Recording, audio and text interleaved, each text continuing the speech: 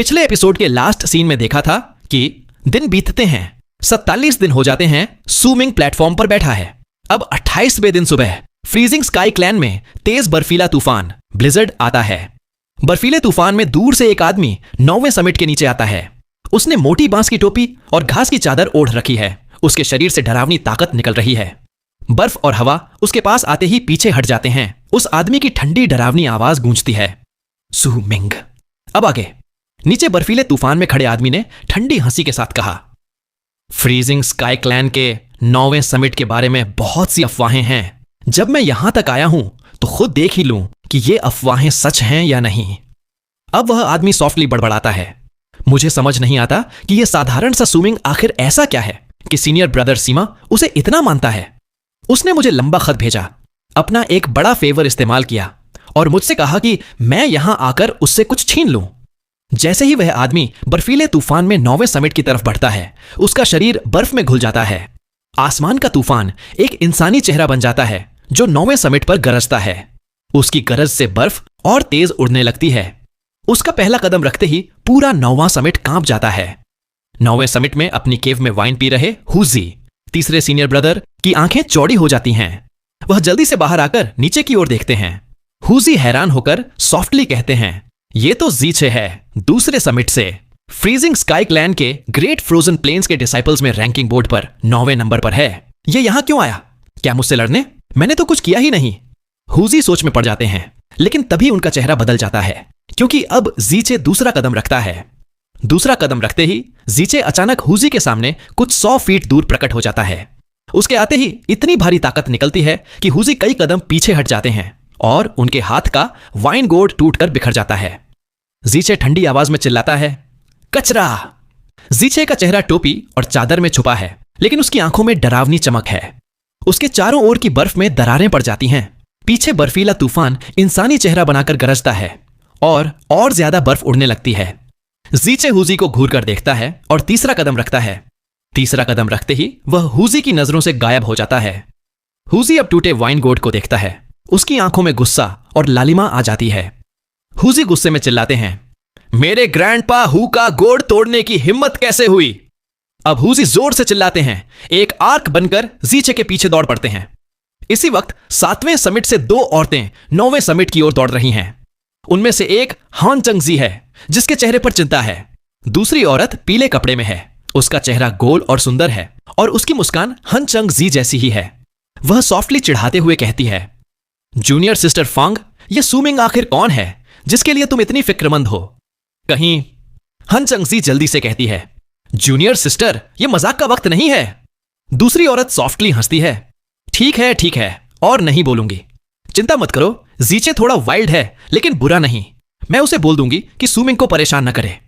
हन चंगजी सॉफ्टली कहती है, वो तुम्हारा भाई है, तुम तो उसी का पक्ष लोगी।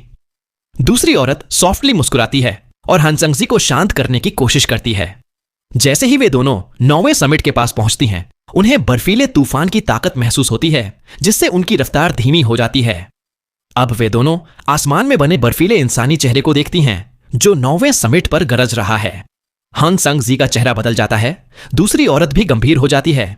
दूसरी औरत सॉफ्टली कहती है, उसने अपनी बर्जर्कर मार्क की आर्ट एक्टिवेट कर दी है। अब वह औरत बर्फीले तूफान की तरफ बढ़ती है। हन चंगजी होंठ काटती है और उसके पीछे पीछे जाती है। 9वें समिट पर जीचे तीसरा कदम रखते ही सूमिंग से 300 फीट दूर पहुंच जाता है। वह ठंडी नजरों से सूमिंग को देखता है। जीचे ठंडी आवाज में सॉफ्टली कहता है, एक और कचरा। 9वां समिट अफवाहों जैसा कुछ नहीं। अब वह दायां हाथ उठाता है, लेकिन जैसे ही वह इशारा करने वाला होता है, सूमिंग को बाहर की कुछ खबर नहीं। वह अपनी दुनिया में डूबा है। उसके मन का कोहरा अब तेजी से हिल रहा है। उसमें कुछ छाया सी दिखती है। सूमिंग सॉफ्टली बुदबुदाता है, बस थोड़ा और साफ दिख जाए। उसे लगता है अगर वह साफ देख ले तो क्रिएशन का असली मतलब समझ जाएगा। अब बाहर जैसे ही जीचे दायां हाथ उठाता है, सूमिंग के प्लेटफॉर्म के चारों ओर गूंजती आवाज आती है। बर्फीला तूफान जो इंसानी चेहरा बना है सूमिंग के पास पहुंच जाता है, जैसे उसे और पूरे 9वें समिट को दफनाने वाला हो। ऐसा लगता है जैसे यह सब प्रकृति का काम है, किसी इंसान की शक्ति नहीं। जीचे सूमिंग को मारने का इरादा रखता है क्योंकि 9वां समिट फ्रीजिंग स्काई क्लैन के नियमों से बाहर है। यहां डिसाइपल्स को क्लैन की सुरक्षा नहीं मिलती। जीचे के लिए हुजी कचरा है, पौधे लगाने वाला आदमी कमजोर है और एल्डेस्ट सीनियर ब्रदर डरपोक है। उसे सिर्फ तियनसेजी से डर है, लेकिन उसने पहले से तैयारी कर रखी है। अब जैसे ही जीचे सुमिंग की तरफ इशारा करने वाला होता है, पीछे से एक शांत आवाज आती है, भाई तुम मेरे फूलों पर पैर रख रहे हो, यह अच्छा नहीं है। यह आवाज इतनी शांत थी जैसे दोस्त से बात हो रही हो, कोई गुस्सा नहीं। जीचे कांप जाता है, उसकी आंखों में गंभीरता आ जाती है। इतनी ताकत के साथ अगर कोई उसके पास आ जाए और उसे पता भी न चले तो ये बस तियनसेजी ही कर सकते हैं, लेकिन आवाज से लगता है ये तियनसेजी नहीं है। जीचे ठंडी आवाज में कहता है, मेरे पैरों के नीचे तो बस बर्फ है, कोई पौधे नहीं। अब वही जेंटल आवाज और पास आ जाती है, फिर से देखो। अब सफेद कपड़ों में एक सुंदर आदमी मुस्कुराते हुए जीचे के पास आता है, उसके आगे निकलकर सुमिंग के सामने खड़ा हो जाता है। जीचे चुप रहता है, सिर नहीं झुकाता, लेकिन उसे साफ महसूस होता है कि उसके पैरों के नीचे अब घास और फूल उग आए हैं और वह उन पर पैर रखे है। अब जीचे के मन में डर की लहर दौड़ जाती है। वह जेंटल आदमी को पहचानता है, ये 9वें समिट के सेकंड डिसाइपल हैं, लेकिन उसने कभी नहीं सोचा था कि जिसे वह कचरा मानता था वही उसे हिला देगा। अब जीचे ठंडी सांस लेकर दायां पैर आगे बढ़ाता है और दायां हाथ उठाकर उस आदमी की तरफ इशारा करता है। जैसे ही वह इशारा करता है, उसकी टोपी चकनाचूर होकर उड़ जाती है और काले कपड़े में 30-32 साल का आदमी दिखता है। उसकी स्ट्रॉ चादर भी फट जाती है और उसके मुंह से खून निकलता है। वह बुरी तरह कांपता है। उस जेंटल आदमी से ऐसी दबाव की लहर निकलती है जिसे कोई और महसूस नहीं कर सकता। यह दबाव नहीं, बल्कि एक ऐसा डर है जो उसकी नजर और स्वभाव से पैदा होता है। इस डर का स्रोत है उस आदमी के हाथ। वे साधारण हाथ जो ऊपर नहीं उठे, बस स्लीव्स के पास रखे हैं, लेकिन उनमें जीवन और मौत की चाबी छुपी है। ये हैं क्रिएशन के हाथ। जीचे कांप जाता है, उसके चेहरे पर हैरानी और डर आ जाता है। वह तुरंत कई कदम पीछे हटता है, खून थूकता है और तेजी से हवा में उड़कर पहाड़ छोड़ने लगता है। उसका दिल जोर जोर से धड़क रहा है। अब उसके दिमाग में बस डर ही बचा है। उसने कभी नहीं सोचा था कि फ्रीजिंग स्काई क्लैन के 9वें समिट पर इतना डरावना इंसान भी हो सकता है। जीचे मन में सॉफ्टली सोचता है, ये डरावने हाथ जैसे जीवन और मौत को अपने काबू में रखते हों। मैंने जैसे ही हमला किया, मुझे खुद ही चोट लग गई। अब सुमिंग के सेकंड सीनियर ब्रदर, सफेद कपड़ों वाला जेंटल आदमी, मुस्कुराते हुए जीचे को देखता है। उसकी मुस्कान में कोई गुस्सा या खुशी नहीं, बस शांति है। लेकिन जैसे ही वह बोलता है, पूरे 9वें समिट के पौधे एक साथ कांप जाते हैं। सेकंड सीनियर ब्रदर सॉफ्टली मुस्कुराकर कहते हैं, पिछली बार मैंने कुछ नहीं किया क्योंकि तुमने 9वें समिट की सीमा नहीं लांघी थी। हुजी को चोट लगना कोई बड़ी बात नहीं, वह मजबूत है, सो जाएगा तो ठीक हो जाएगा। अब जैसे ही वह बोलते हैं, पूरे पहाड़ के पौधों से एक जबरदस्त ताकत निकलती है जिसमें अनगिनत जीवन शक्ति है। जीचे का चेहरा और भी सफेद हो जाता है। वह मन में सॉफ्टली सोचता है, बाकी सब तो कचरा है, लेकिन यह आदमी, यह सच में राक्षस है। सिर्फ एक सांस में सारे पौधों की ताकत निकाल ली। ये आम बरसरकर 8 नहीं, ये तो। अब बर्फीले तूफान का इंसानी चेहरा भी डर के मारे सॉफ्टली गरजता है। सेकंड सीनियर ब्रदर सॉफ्टली कहते हैं, लेकिन इस बार तुमने मेरे बहुत से पौधे खराब कर दिए, हुजी का गोड़ तोड़ा और मेरे यंगेस्ट जूनियर ब्रदर को चोट पहुंचाने आए। ये अच्छा नहीं है। अब जैसे ही वह अच्छा नहीं है बोलते हैं, पूरे पहाड़ के पौधे हवा में उड़कर जीचे की तरफ बढ़ जाते हैं। जीचे डर जाता है, बर्फीले इंसानी चेहरे को अपने चारों ओर घुमाकर बचने की कोशिश करता है, लेकिन जैसे ही बर्फीला चेहरा पौधों से टकराता है, जोरदार धमाके के साथ फट जाता है। अब जीचे के चारों ओर पौधे लिपट जाते हैं, कुछ उसके शरीर में भी घुस जाते हैं और वह पौधों का आदमी जैसा दिखने लगता है। वह कांपता है, गिर जाता है और पौधे उसे घसीटकर वापस 9वें समिट पर ले आते हैं। सेकंड सीनियर ब्रदर सॉफ्टली मुस्कुराकर समझाते हैं, मैं तुम्हें मारूंगा नहीं, बस सजा दूंगा। 3 साल तक मेरे तीसरे सीनियर ब्रदर का गोड़ ठीक करो, रात को कौन मेरे पौधे चुरा रहा है ये पता करो और बाकी समय पहाड़ के लोगों की मदद करो। जैसे जब यंगेस्ट जूनियर ब्रदर बाहर जाए तो उसकी रक्षा करो। अब हुजी जोर से चिल्लाते हैं और दौड़ते हुए बाहर आते हैं। वह पौधों में लिपटे जीचे को पकड़कर जोर से हंसते हैं, अरे कमीने, मेरे ग्रैंडपा हु का गोड़ तोड़ने की हिम्मत कैसे हुई? अब देख मैं तेरा क्या हाल करता हूं, तुझे अपने सपनों में भी घसीटूंगा। जीचे की आंखों में गुस्सा है, लेकिन अब उसमें कोई ताकत नहीं बची। जब हुजी उसे घसीटते हैं तो उसे बहुत शर्मिंदगी महसूस होती है। अब आसमान से 2 आर्क्स आती हैं। हान चंगजी और उनकी साथी वहां पहुंचती हैं। वे हवा में रुककर हैरान रह जाती हैं। सेकंड सीनियर ब्रदर जेंटल मुस्कान के साथ ऊपर देखकर सॉफ्टली पूछते हैं, मेहमान आए हैं, क्या आप दोनों मेरे यंगेस्ट जूनियर ब्रदर से मिलने आई हैं? फंग चंगलान थोड़ी देर चुप रहकर जल्दी से झुककर सॉफ्टली कहती हैं, नमस्कार सेकंड सीनियर ब्रदर। उनकी साथी का चेहरा सख्त हो जाता है। वह सेकंड सीनियर ब्रदर को घूरती हैं, फिर हुजी द्वारा घसीटे जा रहे जीचे को देखती हैं, लेकिन कुछ नहीं कहती। सेकंड सीनियर ब्रदर सॉफ्टली मुस्कुराकर कहते हैं, 9वें समिट पर इतनी सुंदर लड़कियां कम ही दिखती हैं। लगता है मेरे यंगेस्ट जूनियर ब्रदर की किस्मत अच्छी है, लेकिन आप लोग गलत समय पर आई हैं। वह अभी ट्रेनिंग कर रहा है। क्यों ना आप दोनों यहीं रुककर मेरी मदद करें। सेकंड सीनियर ब्रदर आंख मारकर सॉफ्टली हंसते हैं। फंग चंगलान शर्मा जाती हैं और जल्दी से सॉफ्टली कहती हैं, ऐसा नहीं है, वो। अब उनकी साथी ठंडी आवाज में सेकंड सीनियर ब्रदर को घूरती है, फिर घूमकर चली जाती है। फंग चंगलान हिचकिचाकर सू मिंग, जो ध्यान में बैठा है, और अपनी गुस्से वाली सीनियर सिस्टर को देखती है, फिर सॉफ्टली माफी भरी नजर से सेकंड सीनियर ब्रदर को देखती है। चूंकि सू मिंग खतरे में नहीं है तो मैं भी चलती हूं। सेकंड सीनियर ब्रदर, जब वह जागे तो कृपया कहिएगा।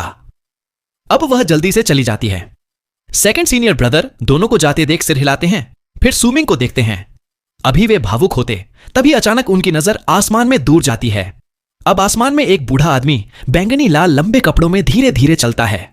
उसके चेहरे पर शांति है, लेकिन जैसे जैसे वह करीब आता है, उसके चारों ओर की हवा जम जाती है और उसकी ताकत पूरे पहाड़ पर छा जाती है।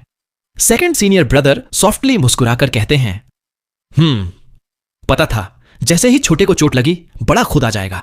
मास्टर, ये आपके बस का है, मैं नहीं लड़ सकता। अब वह सूमिंग के पास बैठ जाते हैं।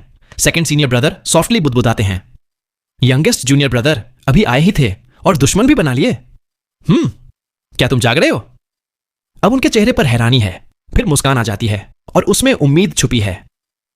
सेकंड सीनियर ब्रदर सॉफ्टली बुदबुदाते हैं, देखना है तुमने मन साफ करने का कौन सा तरीका खोजा। अब सूमिंग के शरीर से हल्की हल्की धुंध निकलती है जो चारों ओर फैल जाती है।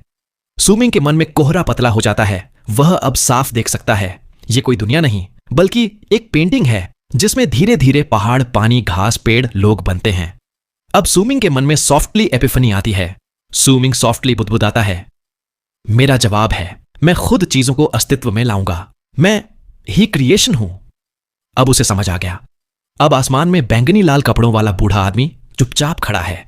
उसकी आंखों में कोई भावना नहीं। वह तियनशेजी को देखता है जो 9वें समिट की चोटी पर खड़े हैं। अब बूढ़ा आदमी गहरी आवाज में चिल्लाता है, तियनशेजी, मेरे डिसाइपल को छोड़ दो। तियनशेजी ऊबाऊ अंदाज में जम्हाई लेते हुए 9वें समिट की चोटी पर खड़े होकर धीरे धीरे कहते हैं, तुम्हारे लिए मैं अंकल मास्टर हूं। क्या बदतमीज लड़का है, तुम्हारे मास्टर ने तुम्हें मेरा स्टेटस नहीं बताया? आसमान में बैठे उन बूढ़ों के अलावा फ्रीजिंग स्काई क्लैन में मुझसे ऊंचा स्टेटस किसका है? हेड प्रेसेप्टर तक मुझे अंकल मास्टर कहता है। तुम्हारी सीनियोरिटी हेड प्रेसेप्टर जितनी है, एड्रेस करना नहीं आता। तियनशेजी आगे समझाते हैं, लड़के, मैं तुम्हें बता दूं कि सीनियर्स को नाराज करके तुमने स्कूल के दूसरे, 5वें और 7वें रूल तोड़े हैं। अब बैंगनी लाल लॉन्ग रोब पहने बूढ़ा आदमी डे लॉन्गजी हवा में खड़ा है, शांत है और तियनशेजी को देखता है। अगर जरूरत न होती तो वह यहां कभी नहीं आता। वह तियनशेजी से डरता नहीं, बस उसका स्टेटस बहुत ऊंचा है। अब डेलोंगजी चुपचाप हाथ जोड़कर झुकता है, अंकल मास्टर को यू लॉन्गजी का नमस्कार। तियनशेजी दाढ़ी सहलाकर सिर हिलाते हैं, अब ठीक है, मुझे नहीं लगता जब मैं इस पहाड़ पर आया था तब तुम पैदा भी हुए थे। इतनी बदतमीजी मत किया करो, समझे? अब डेलोंगजी शांत स्वर में कहते हैं, अंकल मास्टर, कृपया मेरा डिसाइपल लौटा दीजिए, मैं उसे ले जाना चाहता हूं। तियनशेजी आश्चर्य का नाटक करते हैं, ओह, तुम्हें अपने डिसाइपल को सेकंड सीनियर ब्रदर द्वारा दी गई सजा से दिक्कत है? डेलोंगजी चुप रहते हैं। उन्हें मानना पड़ता है कि 9वें समिट के लोगों का स्टेटस तियनशेजी की वजह से बहुत ऊंचा है। जिसने उसके डिसाइपल को हराया वह भी उसी सीनियोरिटी का है। डेलोंगजी अब सख्त स्वर में कहते हैं, तियनशेजी, मेरे पास समय नहीं है खेलने का, मैं बस एक चीज मांग रहा हूं, क्या तुम जीचे को छोड़ोगे? अब तियनशेजी गुस्से में चिल्लाते हैं, क्या मुझे डराने की कोशिश कर रहे हो? मैं नहीं छोड़ूंगा, नहीं नहीं नहीं। डेलोंगजी का चेहरा काला हो जाता है। वह ठंडी आवाज में गुर्राते हैं। वह हमला नहीं करते, लेकिन उनकी गुर्राहट थंडर जैसी गूंजती है जिससे पूरा 9वां समिट कांप जाता है। मौसम बदल जाता है और बर्फ में दरारें पड़ जाती हैं। तियनशेजी आंखें चौड़ी करके पीछे हटते हैं और जोर से चीखते हैं जैसे बहुत डर गए हों। हुजी अपनी केव में जीचे को फेंक कर बैठा है, वाइन पी रहा है और बुरी हंसी हंस रहा है। तियनशेजी की चीख सुनकर हुजी ऊपर दीवार की तरफ देखता है और सॉफ्टली बड़बड़ाता है, चलो बूढ़े, नाटक करते रहो, मत समझना कि तुम्हारा ग्रैंडपा हूं। उफ, किसी और के ग्रैंडपा हूं को नहीं पता कि आज तुमने सफेद कपड़े पहने हैं। तियनसेजी की चीख सेकंड सीनियर ब्रदर के कानों में भी जाती है, जो सू मिंग के पास बैठे हैं। सेकंड सीनियर ब्रदर सॉफ्टली पौधों से कहते हैं, मास्टर, आज आपने सफेद कपड़े पहने हैं। इसी समय नीचे बर्फीले बेसिन में एल्डेस्ट सीनियर ब्रदर सॉफ्टली बड़बड़ाते हैं, मास्टर ने आज सफेद कपड़े पहने थे, है ना? अब तियनसेजी डिस्ट्रेस में चीखते पीछे हटते हैं। डिलोंगजी पास आते हैं तो तियनसेजी फिर चीखते हैं, शाहू बचाओ, कसम खाता हूं अब तुम्हारी वाइन नहीं मांगूंगा। हुजी अपनी केव में जीचे को घूरते हैं, उसके सिर पर जोर से मारते हैं। जीचे गुस्से में हुजी को घूरता है। हुजी गुस्से में चिल्लाते हैं, क्या मेरे ग्रैंडपा हु को घूरने की हिम्मत? मार डालूंगा। अब तियनसेजी देखता है कि डिलोंगजी बहुत पास आ गए हैं और समिट पर उतर गए हैं। जैसे ही उनके पैर जमीन पर पड़ते हैं, समिट गूंज उठता है। तियनसेजी चिल्लाते हैं, सेकंड सेकंड, अगर तुमने मुझे नहीं बचाया तो मैं तुम्हारे सारे पौधे उखाड़ दूंगा। सेकंड सीनियर ब्रदर सॉफ्टली पौधों से कहते हैं, उखाड़ लो, मैं फिर से नए फूल लगा दूंगा, है ना यंगेस्ट जूनियर ब्रदर? अब वह सुमिंग को देखकर मुस्कुराते हैं। डिलोंगजी तियनसेजी को ठंडी नजर से देखते हैं, फिर दायां पैर आगे बढ़ाते हैं। तियनसेजी जोर से चिल्लाते हैं, फर्स्ट डिसाइपल, अब भी आइसोलेशन में हो? तुम्हारा मास्टर खत्म होने वाला है। अगर बाहर नहीं आए तो श्याहू को हर दिन तुम्हारे पास वाइन गर्म करने भेजूंगा। नीचे बेसिन में एल्डेस्ट सीनियर ब्रदर ध्यान में डूबे हैं, लेकिन तियनसेजी की डिस्ट्रेस आवाज इतनी तेज है कि थोड़ी देर बाद वहां से सॉफ्टली आह निकलती है, मास्टर अब बंद कीजिए। यह आवाज पूरे समिट में गूंजती है। हुजी का हाथ रुक जाता है। सेकंड सीनियर ब्रदर की आंखों में चमक आ जाती है। डिलोंगजी के कदम रुक जाते हैं। उनका दिल जोर से धड़कता है क्योंकि अचानक एक गर्मी की लहर उनके शरीर पर पड़ती है, जिससे हवा कांपने लगती है। यह उनकी ताकत नहीं थी, यह आवाज से निकली लहर थी जिससे वह कांप जाते हैं। डिलोंगजी सॉफ्टली बुदबुदाते हैं, द साउंड ऑफ क्रिएशन, लेकिन वो आवाज बस एक पल के लिए आती है, फिर गायब हो जाती है। तियनसेजी के चेहरे पर पहले खुशी, फिर गुस्सा आ जाता है।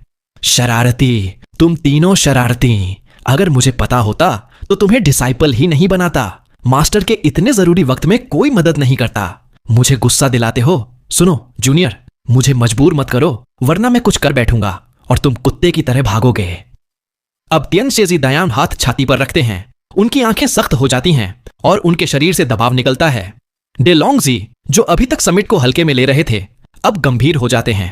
अब उन्हें समिट की अफवाहें याद आती हैं। डिलोंगजी कुछ देर चुप रहते हैं, फिर धीमी आवाज में कहते हैं, अंकल मास्टर, अगर आप मेरे डिसाइपल को छोड़ दें तो मैं तुरंत चला जाऊंगा और फिर कभी 9वें समिट नहीं आऊंगा, वरना मुझे देखना पड़ेगा कि आपके बारे में अफवाहें कितनी सच हैं। द साउंड ऑफ क्रिएशन कोई बड़ी बात नहीं। अब डिलोंगजी तियनसेजी की तरफ बढ़ते हैं। उनके शरीर से ताकत निकलती है और आसमान में एक इल्यूजनरी पेंटिंग बनने लगती है। तियनसेजी फिर पीछे हटते हैं। दायां हाथ छाती से निकालकर एक प्लेट निकालते हैं। तियनसेजी जोर से चिल्लाते हैं, बदतमीज लड़के, जानते हो ये क्या है? डिलोंगजी प्लेट को देखकर रुक जाते हैं। वो प्लेट गहरे बैंगनी रंग की है, उससे प्योर ठंडक निकलती है। फ्रीजिंग स्काई क्लेन में कोई इसकी नकली बनाने की हिम्मत नहीं करता। अब डिलोंगजी का चेहरा बदल जाता है, कभी उदास, कभी गुस्सा, कभी मजबूर। आखिर में वह लंबी सांस लेकर गहराई से झुकते हैं। मैं डिलोंगजी, फ्रीजिंग स्काई क्लैन का डिसाइपल, क्लैन मास्टर की प्लेट को सलाम करता हूं। प्लेट के मालिक का स्टेटस क्लैन मास्टर के बराबर है, मैं मानता हूं। तियनसेजी गर्व से कहते हैं, मुझे मजबूर कर दिया इस प्लेट को निकालने के लिए। सुन लो, मैंने इसी प्लेट से 9वां समिट लिया था, तुम्हारे मास्टर ने नहीं बताया। अब तियनसेजी थोड़ा नरम होकर कहते हैं, लगता है तुम अपने मास्टर के प्यारे डिसाइपल नहीं हो, वरना वो तुम्हें यह सब जरूर बताता। चलो दया दिखाता हूं, कुछ लाख स्टोन कॉइन्स दे दो तो तुम्हारी गलती माफ कर दूंगा। डिलोंगजी का चेहरा गुस्से से लाल हो जाता है, लेकिन प्लेट देखकर वह गुस्सा दबा लेते हैं, फिर झुककर सलाम करते हैं, जी सर। अब वह तुरंत घूमकर एक आर्क बनाकर 9वें समिट से चले जाते हैं। वह समझ जाते हैं कि बाकी लॉर्ड्स यहां क्यों नहीं आते। डिलोंगजी असल में पावरफुल बजरकर हैं, लेकिन वह सेकंड समिट के लॉर्ड नहीं हैं और ज्यादातर समय great tribe of freezing sky में रहते हैं। डिलोंगजी के जाते ही प्लेटफॉर्म पर ध्यान में बैठे सू मिंग धीरे धीरे अपनी आंखें खोलते हैं। यह पूरी स्क्रिप्ट पिछले चैप्टर्स की तरह डिटेल में 7 साल के बच्चे के लिए आसान हिंदी में, हर डायलॉग में। जैसे ही सू मिंग अपनी आंखें खोलता है, उसकी आंखों में तेज रोशनी चमकती है, लेकिन वह पल में गायब हो जाती है। उसी समय उसके शरीर पर जमी मोटी बर्फ चुपचाप उड़कर उसके चारों ओर घूमने लगती है। सेकंड सीनियर ब्रदर उसके पास बैठकर मुस्कुराते हुए ध्यान से देख रहे हैं। इसी समय तियन शिएजी, जो अभी अभी प्लेट को गर्व से रख रहे थे, सू मिंग की तरफ देखते हैं। अब सू मिंग में कुछ अलग सा है, जिससे तियन शिएजी का चेहरा गंभीर हो जाता है। हुजी भी अपनी केव से बाहर आकर प्लेटफॉर्म की तरफ देख रहे हैं। नीचे बर्फीले बेसिन में आइसोलेशन में बैठे एल्डेस्ट सीनियर ब्रदर भी उसी दिशा में ध्यान लगाए हैं। सू मिंग की आंखों में अब गहरी शांति है, ऐसी शांति जो पहाड़ टूट जाए या धरती बिखर जाए तब भी न हिले। उसके सामने बर्फ के फूल नाच रहे हैं। जैसे ही सू मिंग दायां हाथ उठाता है, वे सब वहां इकट्ठा होकर उसकी उंगलियों के बीच बर्फ की कलम स्नो ब्रश बन जाते हैं। अब सू मिंग उस ब्रश से हवा में एक रेखा खींचता है। हर बार ब्रश चलाने पर बर्फ वहां इकट्ठी हो जाती है और हवा में एक कैनवस बन जाता है, जिस पर एक पहाड़ बनता है। वह पहाड़ बर्फ की रेखाओं से बना है, हवा में तैर रहा है। अगर कोई ध्यान से देखे तो लगेगा वह पहाड़ जिंदा है। सू मिंग का मन एकदम शांत है, ऐसी शांति जो उसने डार्क माउंटेन छोड़ने के बाद कभी महसूस नहीं की थी। अब सू मिंग को अपने आसपास का कोई होश नहीं, न सेकंड सीनियर ब्रदर, न हुजी, न एल्डेस्ट सीनियर ब्रदर, न तियन शिएजी। बस उसकी पूरी अटेंशन अपने हाथ की कलम और बर्फ से बनती उस तस्वीर पर है, जो उसके दिल में सबसे ज्यादा बसी है। वह ट्रांस में नहीं, लेकिन ट्रांस जैसा ही है। आंखें खुली हैं, फिर भी गहरे ध्यान में है। तियन शिएजी सॉफ्टली बुदबुदाते हैं, क्रिएशन, पिक्चर क्रिएशन। यही उसका जवाब है। मेरे एल्डेस्ट ने साउंड क्रिएशन समझा, इसलिए आइसोलेशन और साइलेंस का रास्ता चुना। सेकंड ने फ्लावर क्रिएशन समझा, फूलों और पौधों से लाइफ और डेथ कंट्रोल करने की कला। थर्ड ने क्रिएशन शब्द ही समझा, सपनों की क्रिएशन। और अब चौथे ने पिक्चर क्रिएशन। अब सू मिंग अपने ब्रश से पहाड़ की 5 चोटियां बनाता है, डार्क माउंटेन की तस्वीर। जैसे ही डार्क माउंटेन बनता है, सू मिंग के चेहरे पर माउंटेन मार्क हल्का चमकने लगता है। उसकी ताकत में बदलाव आने लगता है, लेकिन उसे पता नहीं चलता। अब सू मिंग एक लंबी रेखा पहाड़ के ऊपर खींचता है। वह रेखा तलवार जैसी है, जिसमें जबरदस्त किलिंग इंटेंट है। तियन शिएजी का चेहरा बदल जाता है। सेकंड सीनियर ब्रदर और हुजी भी गंभीर हो जाते हैं। एल्डेस्ट सीनियर ब्रदर की सांसें तेज हो जाती हैं। सू मिंग को इसका एहसास नहीं, वह बस अपने दिल की तस्वीर बना रहा है। अब वह ब्रश से डार्क माउंटेन ट्राइब के घर, पेड़, फूल, बाढ़ सब बनाता है। एक पूरी ट्राइब की तस्वीर हवा में बन जाती है। यह तस्वीर बिल्कुल उसकी बजरकर मार्क जैसी है। अब सू मिंग का हाथ रुक जाता है, जैसे उसे समझ नहीं आ रहा कि आगे क्या बनाए। उसकी आंखों में शांति है, लेकिन गहराई में खोया सा लुक है। बहुत देर तक वह ऐसे ही रहता है। सेकंड सीनियर ब्रदर सॉफ्टली कहते हैं, sound creation, flower creation, creation, picture creation. ये सब नथिंग से समथिंग बनाना है। लेकिन यंगेस्ट जूनियर ब्रदर, मुझे लगता है उस तस्वीर में कुछ कमी है। सू मिंग चुप रहता है। आसमान में अंधेरा हो जाता है, चांद निकल आता है, उसकी रोशनी बर्फ पर गिरती है। 9वें समिट पर कोई नहीं सोता। सब जानते हैं आज सू मिंग के लिए बहुत अहम दिन है। उसने मन साफ करने का तरीका तो पा लिया, लेकिन अभी भी कुछ अधूरा है। अब धीरे धीरे रात बीत जाती है और जैसे ही सुबह होती है, सू मिंग का दायां हाथ फिर से हिलता है। अब वह ब्रश से डार्क माउंटेन की तस्वीर के ऊपर एक गोल सर्कल बनाता है, एक ही स्ट्रोक में। लेकिन उसे बनाने में पूरी रात लग जाती है। जैसे ही वह सर्कल पूरा करता है, सू मिंग का शरीर कांप जाता है और उसके चेहरे पर भी डार्क माउंटेन मार्क के पास एक सर्कल बन जाता है। अब सू मिंग के शरीर में ताकत गूंजती है और उसकी cultivation initial stage of transcendence से मिडिल स्टेज तक पहुंच जाती है। अब कैनवस पर वह सर्कल चमकने लगता है। वह लाल रंग का है, जैसे जलता हुआ चांद, ब्लड मून। यह वही ब्लड मून है जिसे सू मिंग ने ट्रांस में छोड़ दिया था। अब वह उसकी पहली कैनवस पर बन गया है। जैसे ही ब्लड मून बनता है, कैनवस की ताकत बदल जाती है। Picture of the blood moon and dark mountain. उसमें से इतनी जबरदस्त किलिंग इंटेंट निकलती है कि सेकंड सीनियर ब्रदर भी गंभीर हो जाते हैं। हुजी कांप जाते हैं। एल्डेस्ट सीनियर ब्रदर सॉफ्टली आह भरते हैं। लगता है अब 9वां समिट शांत नहीं रहेगा, लेकिन यंगेस्ट जूनियर ब्रदर है तो ठीक है। अब सू मिंग कांपते हुए ब्रेक थ्रू करता है। एक एपिफनी, एक तस्वीर, एक ब्लड मून। उसकी मार्क बदल जाती है। ट्रेनिंग में ब्रेक थ्रू हो जाता है। सू मिंग के मन में तियन शिएजी की बात गूंजती है, मेरे डिसाइपल्स को स्किल्स या एबिलिटीज की जरूरत नहीं, बस क्रिएशन के नियम समझने की जरूरत है। अब सू मिंग को मास्टर की बात सच में समझ आ जाती है। यह माइंड ट्रेनिंग का बिल्कुल अलग रास्ता है। 9वें समिट पर कोई स्किल्स या मिस्टिकल एबिलिटीज नहीं, बस मन को तेज करना। तियन शिएजी बहुत देर तक चुपचाप खड़े रहते हैं, फिर धीरे धीरे मुड़कर सील्ड हॉल की तरफ चले जाते हैं। अब उनके चेहरे पर गहरी उदासी और दृढ़ता है। तिएनशिएजी मन में सॉफ्टली सोचते हैं, मास्टर, मैं साबित करूंगा कि बर्सर्कर्स का रास्ता गलत है। अब सुमिंग के सामने की तस्वीर धीरे धीरे बर्फ बनकर प्लेटफॉर्म पर गिर जाती है। उसकी आंखों की शांति गायब हो जाती है और वह सच में जाग जाता है। सेकंड सीनियर ब्रदर जेंटल आवाज में सॉफ्टली कहते हैं, यंगेस्ट जूनियर ब्रदर, तुम्हारा यह जगह बहुत अच्छी है। क्या मैं यहां अपने कुछ फूल लगा दूं? सुमिंग चौंक कर पीछे मुड़कर सेकंड सीनियर ब्रदर को देखता है, जो मुस्कुराते हुए प्लेटफॉर्म पर पौधे लगा रहे हैं। सुमिंग सॉफ्टली पूछता है, सेकंड सीनियर ब्रदर, क्या मेडिटेशन के लिए थोड़ा स्पेस छोड़ सकते हैं? सेकंड सीनियर ब्रदर मुस्कुराकर कहते हैं, ठीक है, एक छोटा सा कोना छोड़ दूंगा। अब वह आंख मारकर सॉफ्टली हंसते हैं। सेकंड सीनियर ब्रदर सॉफ्टली समझाते हैं, अरे हां, जब तुम समझने की कोशिश कर रहे थे, मैंने तुम्हारे लिए एक जीवित चीज पकड़ी है। वो तुम्हारे थर्ड सीनियर ब्रदर के पास है। फुर्सत मिले तो देख लेना। और हां, एक सुंदर डिसाइपल नीस तुम्हें ढूंढने आई थी। अगर कभी मिले तो उसके साथ आई लड़की का नाम मेरे लिए जरूर पूछना। सुमिंग अभी अभी जागा था। उसका दिमाग थोड़ा सुस्त था। जैसे ही उसने डिसाइपल नीस सुना, वह हैरान रह गया। सुमिंग सॉफ्टली पूछता है, सुंदर डिसाइपल नीस? सेकंड सीनियर ब्रदर जेंटल मुस्कान के साथ सिर हिलाते हैं, बहुत सुंदर औरत है। सुमिंग को तिएनशिएजी का स्टेटस याद आ जाता है। उसके चेहरे पर अजीब सा लुक आ जाता है।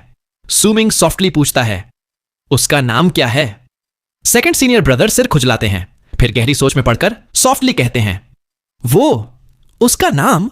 हां, क्या नाम था? यंगेस्ट जूनियर ब्रदर, मैं तो बस उसके साथ आई लड़की को देख रहा था। उसका नाम भूल गया। सुमिंग अपने absent minded second senior brother को देखता है और उसके मन में एक गहरी गर्माहट भर जाती है। उसे याद है, जब वह प्लेटफॉर्म पर ध्यान में बैठा था, सेकंड सीनियर ब्रदर वहां नहीं थे, लेकिन अब वे उसके पीछे बैठे थे। यह चुपचाप दिखाया गया प्यार था, जिससे सुमिंग बहुत भावुक हो जाता है। अब सुमिंग खड़ा होकर 9वें समिट की चोटी की तरफ देखता है। उसे दूर एक बूढ़ा आदमी जाते हुए दिखता है, जो बर्फीले पहाड़ में छुप जाता है। वह बूढ़ी पीठ सुमिंग को बहुत जानी पहचानी लगती है। सुमिंग सॉफ्टली कहता है, धन्यवाद second senior brother. Second senior brother मुस्कुराकर कहते हैं, भाई भाई में धन्यवाद कैसा, मैंने तो बस तुम्हारे प्लेटफॉर्म पर कुछ फूल लगाए हैं। अब वह आलस से शरीर फैलाते हैं। अब मैं सोने जा रहा हूं, कई दिन से सोया नहीं। यंगेस्ट जूनियर ब्रदर, नाम पूछना मत भूलना। अब उनके गालों पर हल्की सी लाली आ जाती है, जैसे उन्हें बार बार याद दिलाने में शर्म आ रही हो। सेकंड सीनियर ब्रदर सॉफ्टली सलाह देते हैं, अरे हां, तुम्हारा मन साफ करने का तरीका पिक्चर क्रिएशन है। इसका मतलब है तुम्हें उस रेल में लंबे समय तक रहना चाहिए। अभी तुमने जो हवा में तस्वीर बनाई, उसमें अपने शरीर की ताकत इस्तेमाल की। ताकत को फैलाकर फिर समेटना अच्छा नहीं, बार बार मत करना। मन शांत करने के लिए यह तरीका सही नहीं। माइंड ट्रेनिंग के लिए इसे मत अपनाना। देखो, मैंने कभी अपनी ताकत से फूल नहीं उगाए, सब नेचुरली उगते हैं, तभी मन साफ होता है। ऐसा करो, तुम्हारा थर्ड सीनियर ब्रदर क्लैन के लेआउट में माहिर है। उसे लेकर आर्टिफैक्ट स्टोरेज हॉल जाओ। वहां क्लैन की कैनवस मिल जाएंगी, महंगी होंगी, लेकिन मास्टर से क्लैन मास्टर की प्लेट ले लो तो एक कॉइन भी नहीं लगेगा। सुमिंग मुस्कुराता है। सेकंड सीनियर ब्रदर प्लेटफॉर्म के दूसरी तरफ माउंटेन ट्रेल पर चले जाते हैं। हवा में उनके बाल उड़ते हैं और वह धीरे धीरे सुमिंग की नजरों से ओझल हो जाते हैं। अब सुमिंग के मन में घर जैसा एहसास उभरता है। शायद समय के साथ यह और गहरा हो जाएगा। अब सुमिंग अपने केव अबोर्ड में एक दिन और ध्यान करता है, अपनी ताकत को स्टेबलाइज करता है, फिर बाहर निकलता है। सुमिंग सॉफ्टली सोचता है, माइंड ट्रेनिंग, मन को साफ करना, अपनी क्रिएशन को समझना। वह अपने चेहरे को छूता है। अब वहां माउंटेन मार्क के पास एक ब्लड मून भी है, जो उसके दाएं आंख में छुपा है। सुमिंग सॉफ्टली सोचता है, ब्लड मून मेरी राइट आई में। अब वह पहाड़ से नीचे उतरता है और एक केव अबोर्ड के पास पहुंचता है। अभी से ही उसे शराब की खुशबू और तेज खर्राटों की आवाज सुनाई देती है। सुमिंग झुककर केव में घुसता है। अंदर हुजी सो रहे हैं, मुंह से लार बह रही है, चेहरे पर नशे में मुस्कान है, जैसे सपनों में बहुत खुश हैं। हुजी के पास एक आदमी पौधों में लिपटा पड़ा है। उसका दायां हाथ हुजी ने पकड़ा हुआ है। उसके चेहरे पर दर्द है, आंखें बंद हैं, जैसे वह भी किसी बुरे सपने में है। कभी कभी उसका शरीर कांप जाता है। सुमिंग पहली बार हुजी की केव में आया है। पौधों में लिपटे आदमी को देखकर वह चौंकता है, लेकिन ज्यादा नहीं सोचता। उसे लगता है यह हुजी की कोई अजीब आदत होगी। अब सुमिंग चुपचाप बैठ जाता है। हुजी को नहीं जगाता, बस इंतजार करता है। कई घंटे बीत जाते हैं। बाहर अंधेरा होने लगता है। तभी हुजी के खर्राटे अचानक बंद हो जाते हैं। वह आंखें मलते हैं, लार पोंछते हैं और सुमिंग को देखकर हंसते हैं। हुजी हंसते हुए कहते हैं, अरे तुम आ गए। अब वह वाइन पॉट उठाकर एक बड़ा घूंट पीते हैं। हुजी गर्व से कहते हैं, क्या नींद थी? ओए तू कौन होता है मेरी बात न मानने वाला? अब वह पौधों में लिपटे आदमी के सिर पर थप्पड़ मारते हैं। अब भी सो रहा है? उठ। अब पौधों में लिपटा आदमी कांप जाता है, आंखें खोलता है, सामने हुजी का डरावना चेहरा देखता है, डर और गुस्से से भर जाता है। हुजी गर्व से कहते हैं, तो ग्रैंडपा हु के साथ सोने का कैसा अनुभव रहा? अब वह फिर थप्पड़ मारते हैं। अब पौधों में लिपटा आदमी सूमिंग को देखता है। उसकी आंखों में रेजिग्नेशन, रिग्रेट और मिजरी है। सूमिंग शांति से पूछता है, थर्ड सीनियर ब्रदर, ये कौन है? हुजी हंसते हुए कहते हैं, तुम नहीं जानते? ओह हां, तुम तो एपिफनी में थे। इसका नाम जी6 है, बहुत ताकतवर है। जब तुम ध्यान में थे ये तुम्हें नुकसान पहुंचाने आया था, लेकिन अनलकी था। गोड तोड़ दी, सेकंड सीनियर ब्रदर के पौधों पर पैर रख दिया, तो अब ये हमारे पास है। हुजी फिर से गर्व से हंसते हैं और जोर से थप्पड़ मारते हैं। जी6 को अब हुजी के थप्पड़ों की आदत हो गई है, लेकिन सूमिंग के सामने थप्पड़ खाने से उसका गुस्सा और बढ़ जाता है। उसकी नजर में सूमिंग सबसे कमजोर है, एक चींटी जैसा। लेकिन अब सूमिंग शांत स्वर में सॉफ्टली सोचता है, लगता है यही वह लिविंग थिंग है जिसके बारे में सेकंड सीनियर ब्रदर ने कहा था। हुजी हंसते हुए कहते हैं, हां वही है, लेकिन यंगेस्ट जूनियर ब्रदर, इसे मुझसे छीनना मत। अभी तो मैं इससे खेल ही रहा हूं, जब सपनों में इसे और घसीट लूं तब तुम्हें दे दूंगा। अब वह फिर थप्पड़ मारने वाले होते हैं, लेकिन सूमिंग सॉफ्टली रोकता है। थर्ड सीनियर ब्रदर रुकिए, मुझे इससे कुछ पूछना है। अब सूमिंग उसके पास जाकर शांत स्वर में पूछता है, असल में मैं तो अभी अभी फ्रीजिंग स्काई क्लैन आया हूं, तो कोई मुझे क्यों ढूंढेगा? क्या तुम सीमाशिन के कहने पर आए थे? जीचे की नजर अब भी ठंडी और घमंडी है, जैसे उसने कुछ सुना ही नहीं। सूमिंग सॉफ्टली पूछता है, थर्ड सीनियर ब्रदर, इसकी कितनी ताकत सील की है? हुजी मुस्कुराकर कहते हैं, पूरी की पूरी। जब तक हम इससे खेल न लें तब तक ताकत नहीं मिलेगी। अब जी6 का चेहरा बदल जाता है, लेकिन वह डर छुपाने की कोशिश करता है। फिर भी हुजी को देखकर डरता है, सूमिंग को नहीं। सूमिंग हल्की मुस्कान के साथ सॉफ्टली सोचता है, इतना रेयर मटेरियल है, इसे अभी वेस्ट नहीं कर सकता। सूमिंग की यह हल्की मुस्कान जी6 के लिए बहुत डरावनी हो जाती है। उसके मन में बार बार मटेरियल शब्द गूंजता है और वह सूमिंग से और ज्यादा डरने लगता है। सूमिंग हल्की मुस्कान के साथ सॉफ्टली कहता है, डर मत करो।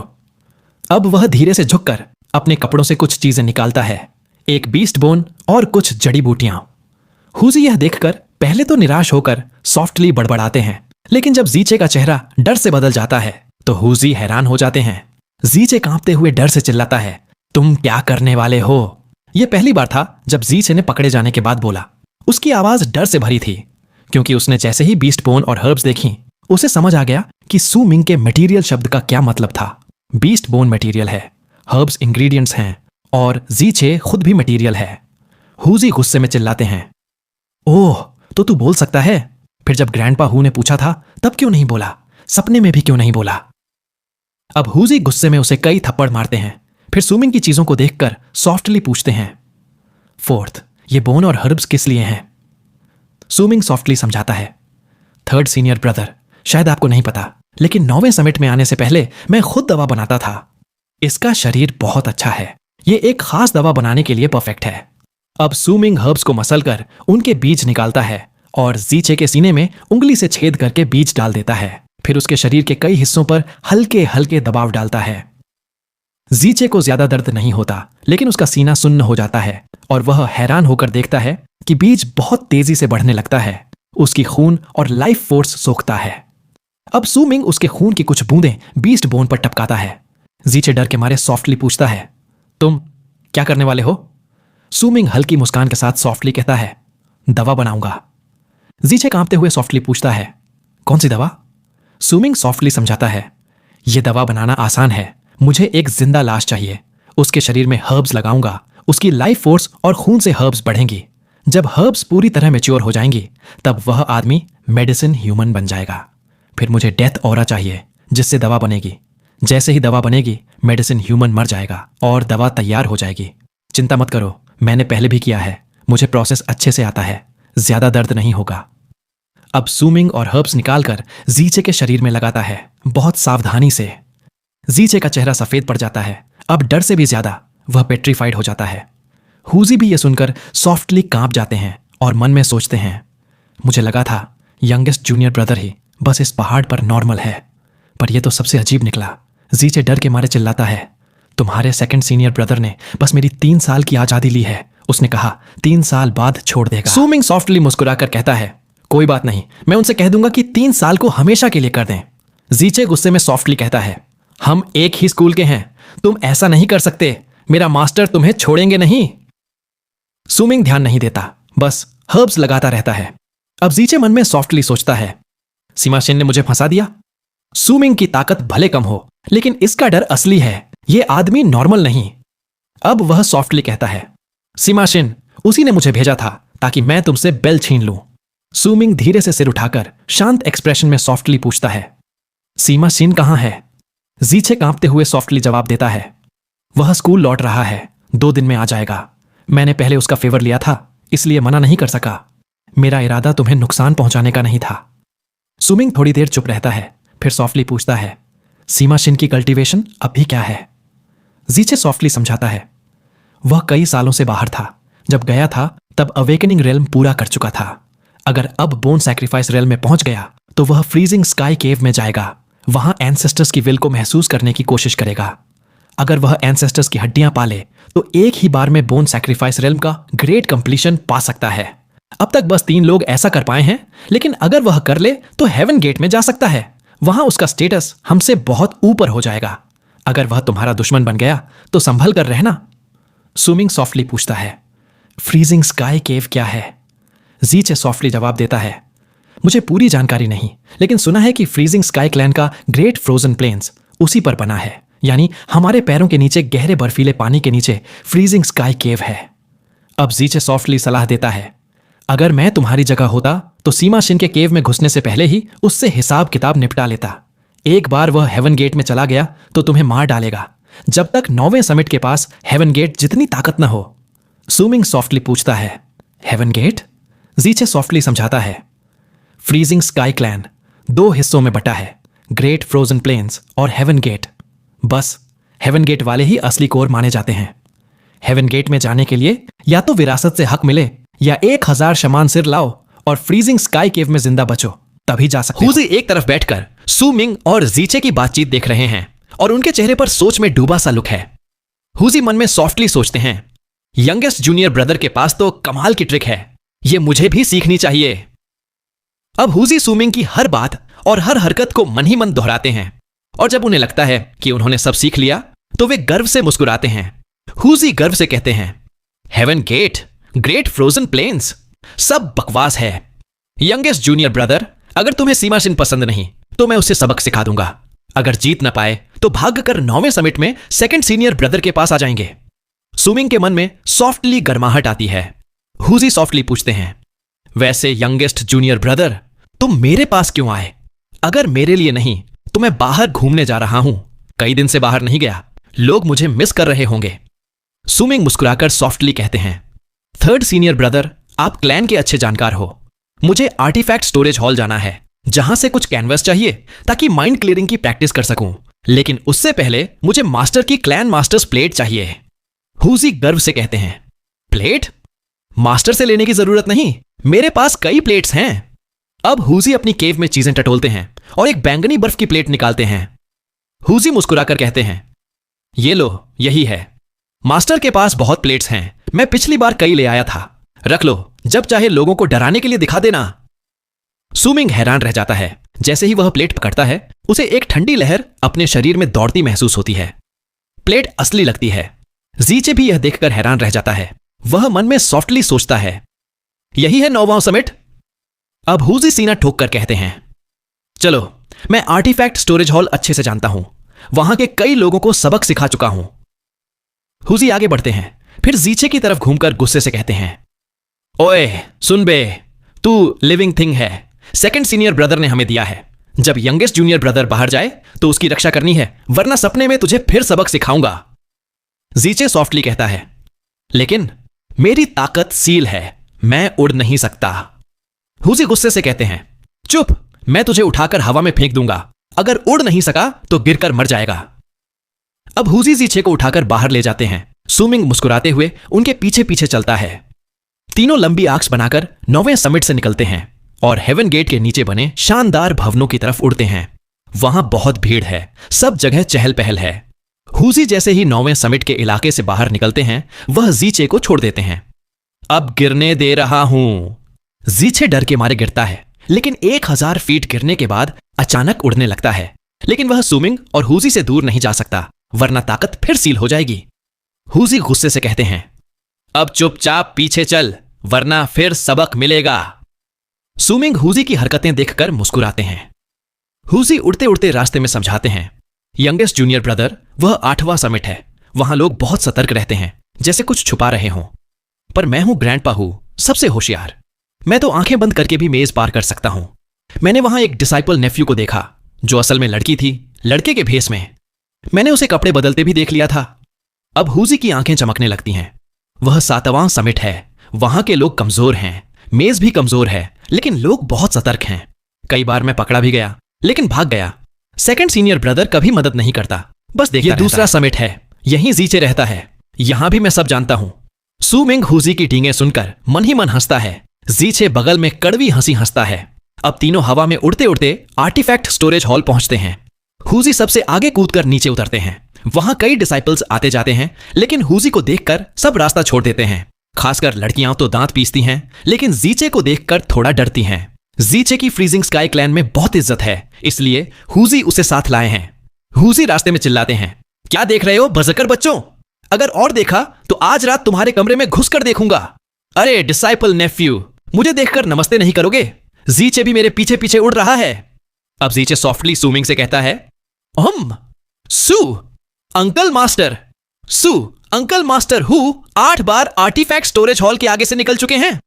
सुमिंग हल्की खांसी करता है, फिर हुजी से सॉफ्टली कहता है, थर्ड सीनियर ब्रदर, पहले आर्टिफैक्ट स्टोरेज हॉल चलते हैं। घूमना हो तो बाद में जीचे के साथ घूम लेना। मुझे पहाड़ में वापस जाकर ट्रेनिंग भी करनी है। हुजी थोड़ा उदास होकर फिर भी मुस्कुराकर कहते हैं, यंगेस्ट जूनियर ब्रदर, किसने कहा मैं घूमने का शौकीन हूं?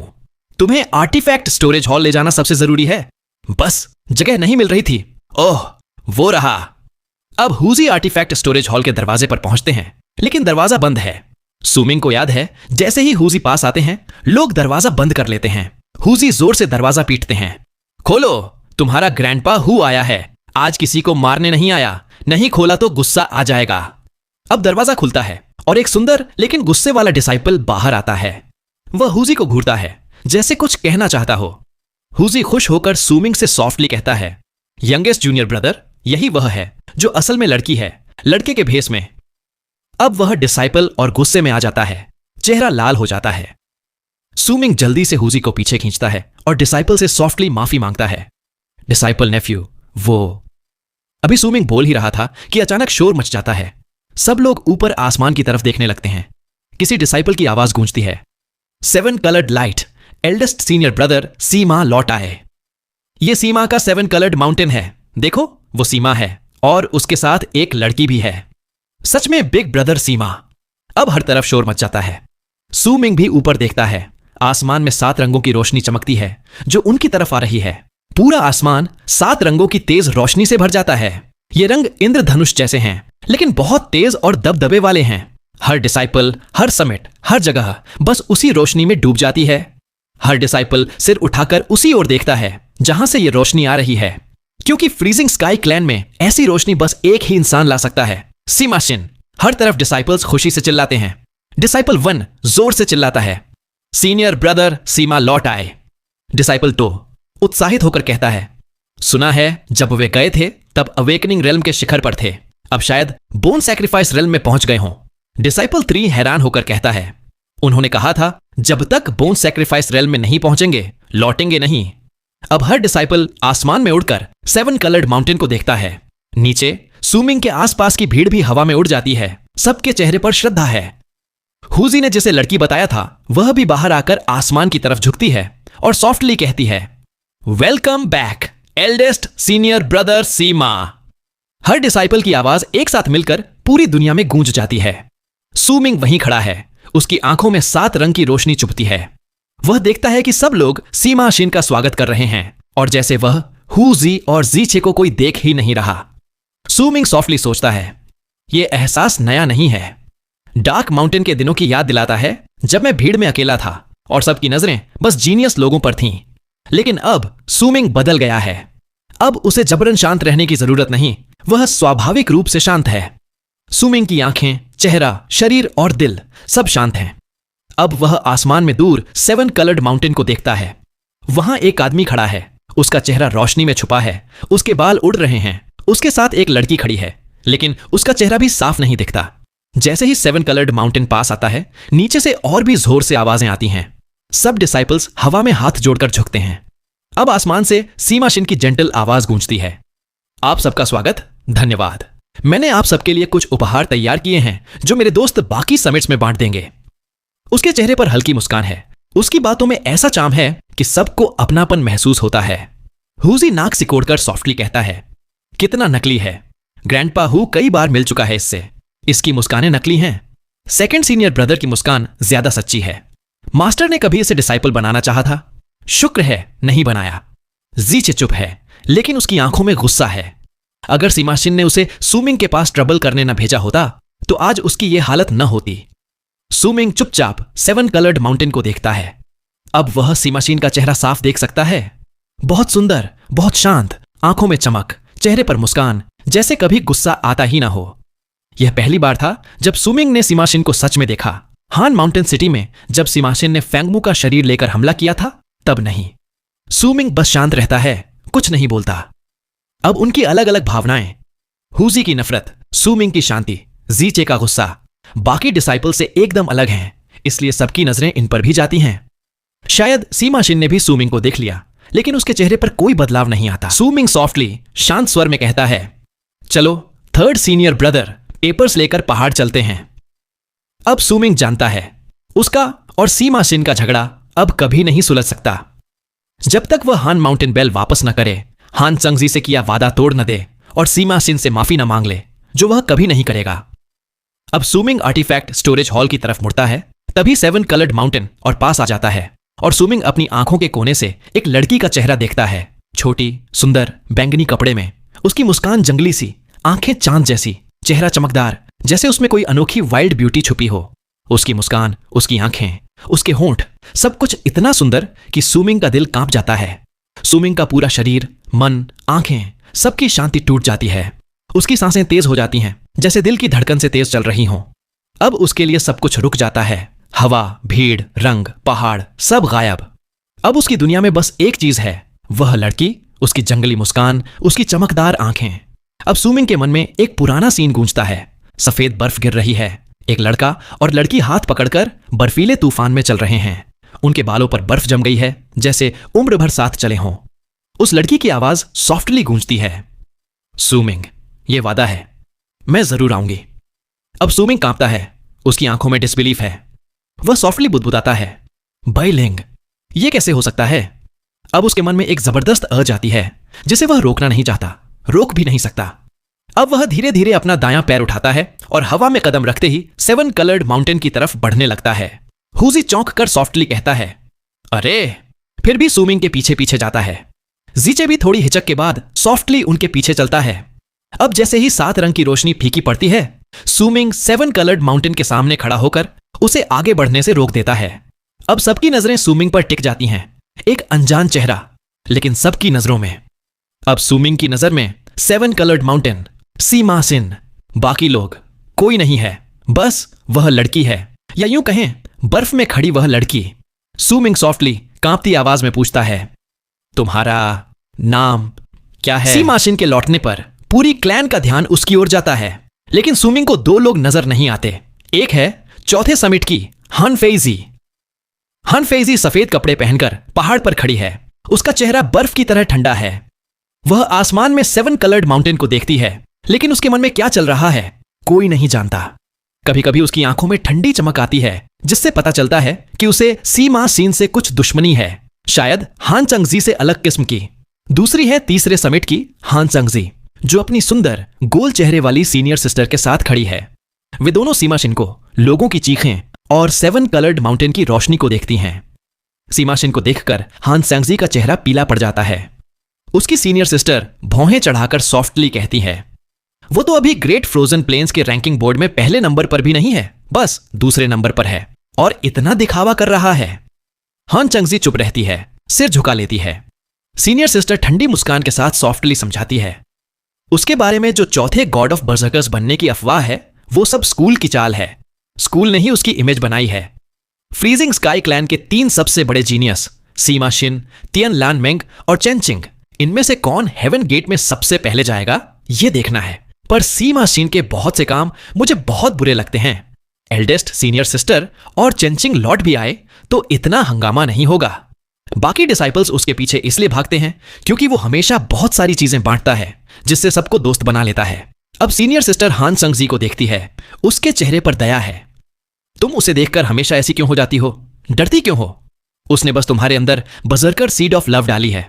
बस अगर तुम डरती रहोगी तो कोई तुम्हें बचा भी ले तब भी तुम किसी और के काबू में रहोगी। लड़कियां लड़कों से कम नहीं। देखो, एल्डेस्ट सीनियर सिस्टर तियन लान मेंग को सीमा शिन भी उससे डरता है। अब हान चंगजी सॉफ्टली होंठ काटती है, सिर उठाती है और उसके चेहरे पर दृढ़ता आ जाती है। जब हम लौट रहे थे मैंने स्काई मिस्ट बैरियर का वो हिस्सा देखा जहां अंकल मास्टर बाय पहरा दे रहे थे। सीनियर सिस्टर सॉफ्टली हैरान होकर पूछती है, अंकल मास्टर भाई? वही जिनसे कभी स्कूल को बहुत उम्मीदें थीं, लेकिन उन्होंने गॉड ऑफ बर्जर्कर्स ट्रांसफॉर्मेशन नहीं सीखा बल्कि अपने मास्टर से डिवाइन जनरल की विरासत ली। वही अंकल मास्टर बाय। हान चंगजी सॉफ्टली सिर हिलाती है। सीनियर सिस्टर सॉफ्टली आह भरती है। डिवाइन जनरल्स बहुत सम्मानित होते हैं, लेकिन एक बार डिवाइन जनरल बन गए तो गॉड ऑफ बर्जर्कर्स बनना लगभग नामुमकिन है। ज्यादातर डिवाइन जनरल्स को स्कूल बाहर भेज देता है ताकि वे भविष्य के गॉड ऑफ बर्जर्कर्स के लिए ताकतवर सेना बन सकें। सुना है जिसे तुम पसंद करती हो वह भी डिवाइन जनरल है। हान चंगजी का चेहरा लाल हो जाता है, जैसे सीमा शिन का डर भूलकर छोटी लड़की जैसी शर्माने लगती है। लेकिन तभी सीनियर सिस्टर का चेहरा बदल जाता है। जिसे तुम पसंद करती हो वो क्या कर रहा है? हान चंगजी चौंक कर पीछे देखती है, उसका चेहरा बदल जाता है। अब पूरा इलाका चुप हो जाता है। हान चंगजी समेत सबकी नजरें उस इंसान पर टिक जाती हैं जो धीरे धीरे आसमान में 7 कलर्ड माउंटेन की तरफ बढ़ रहा है।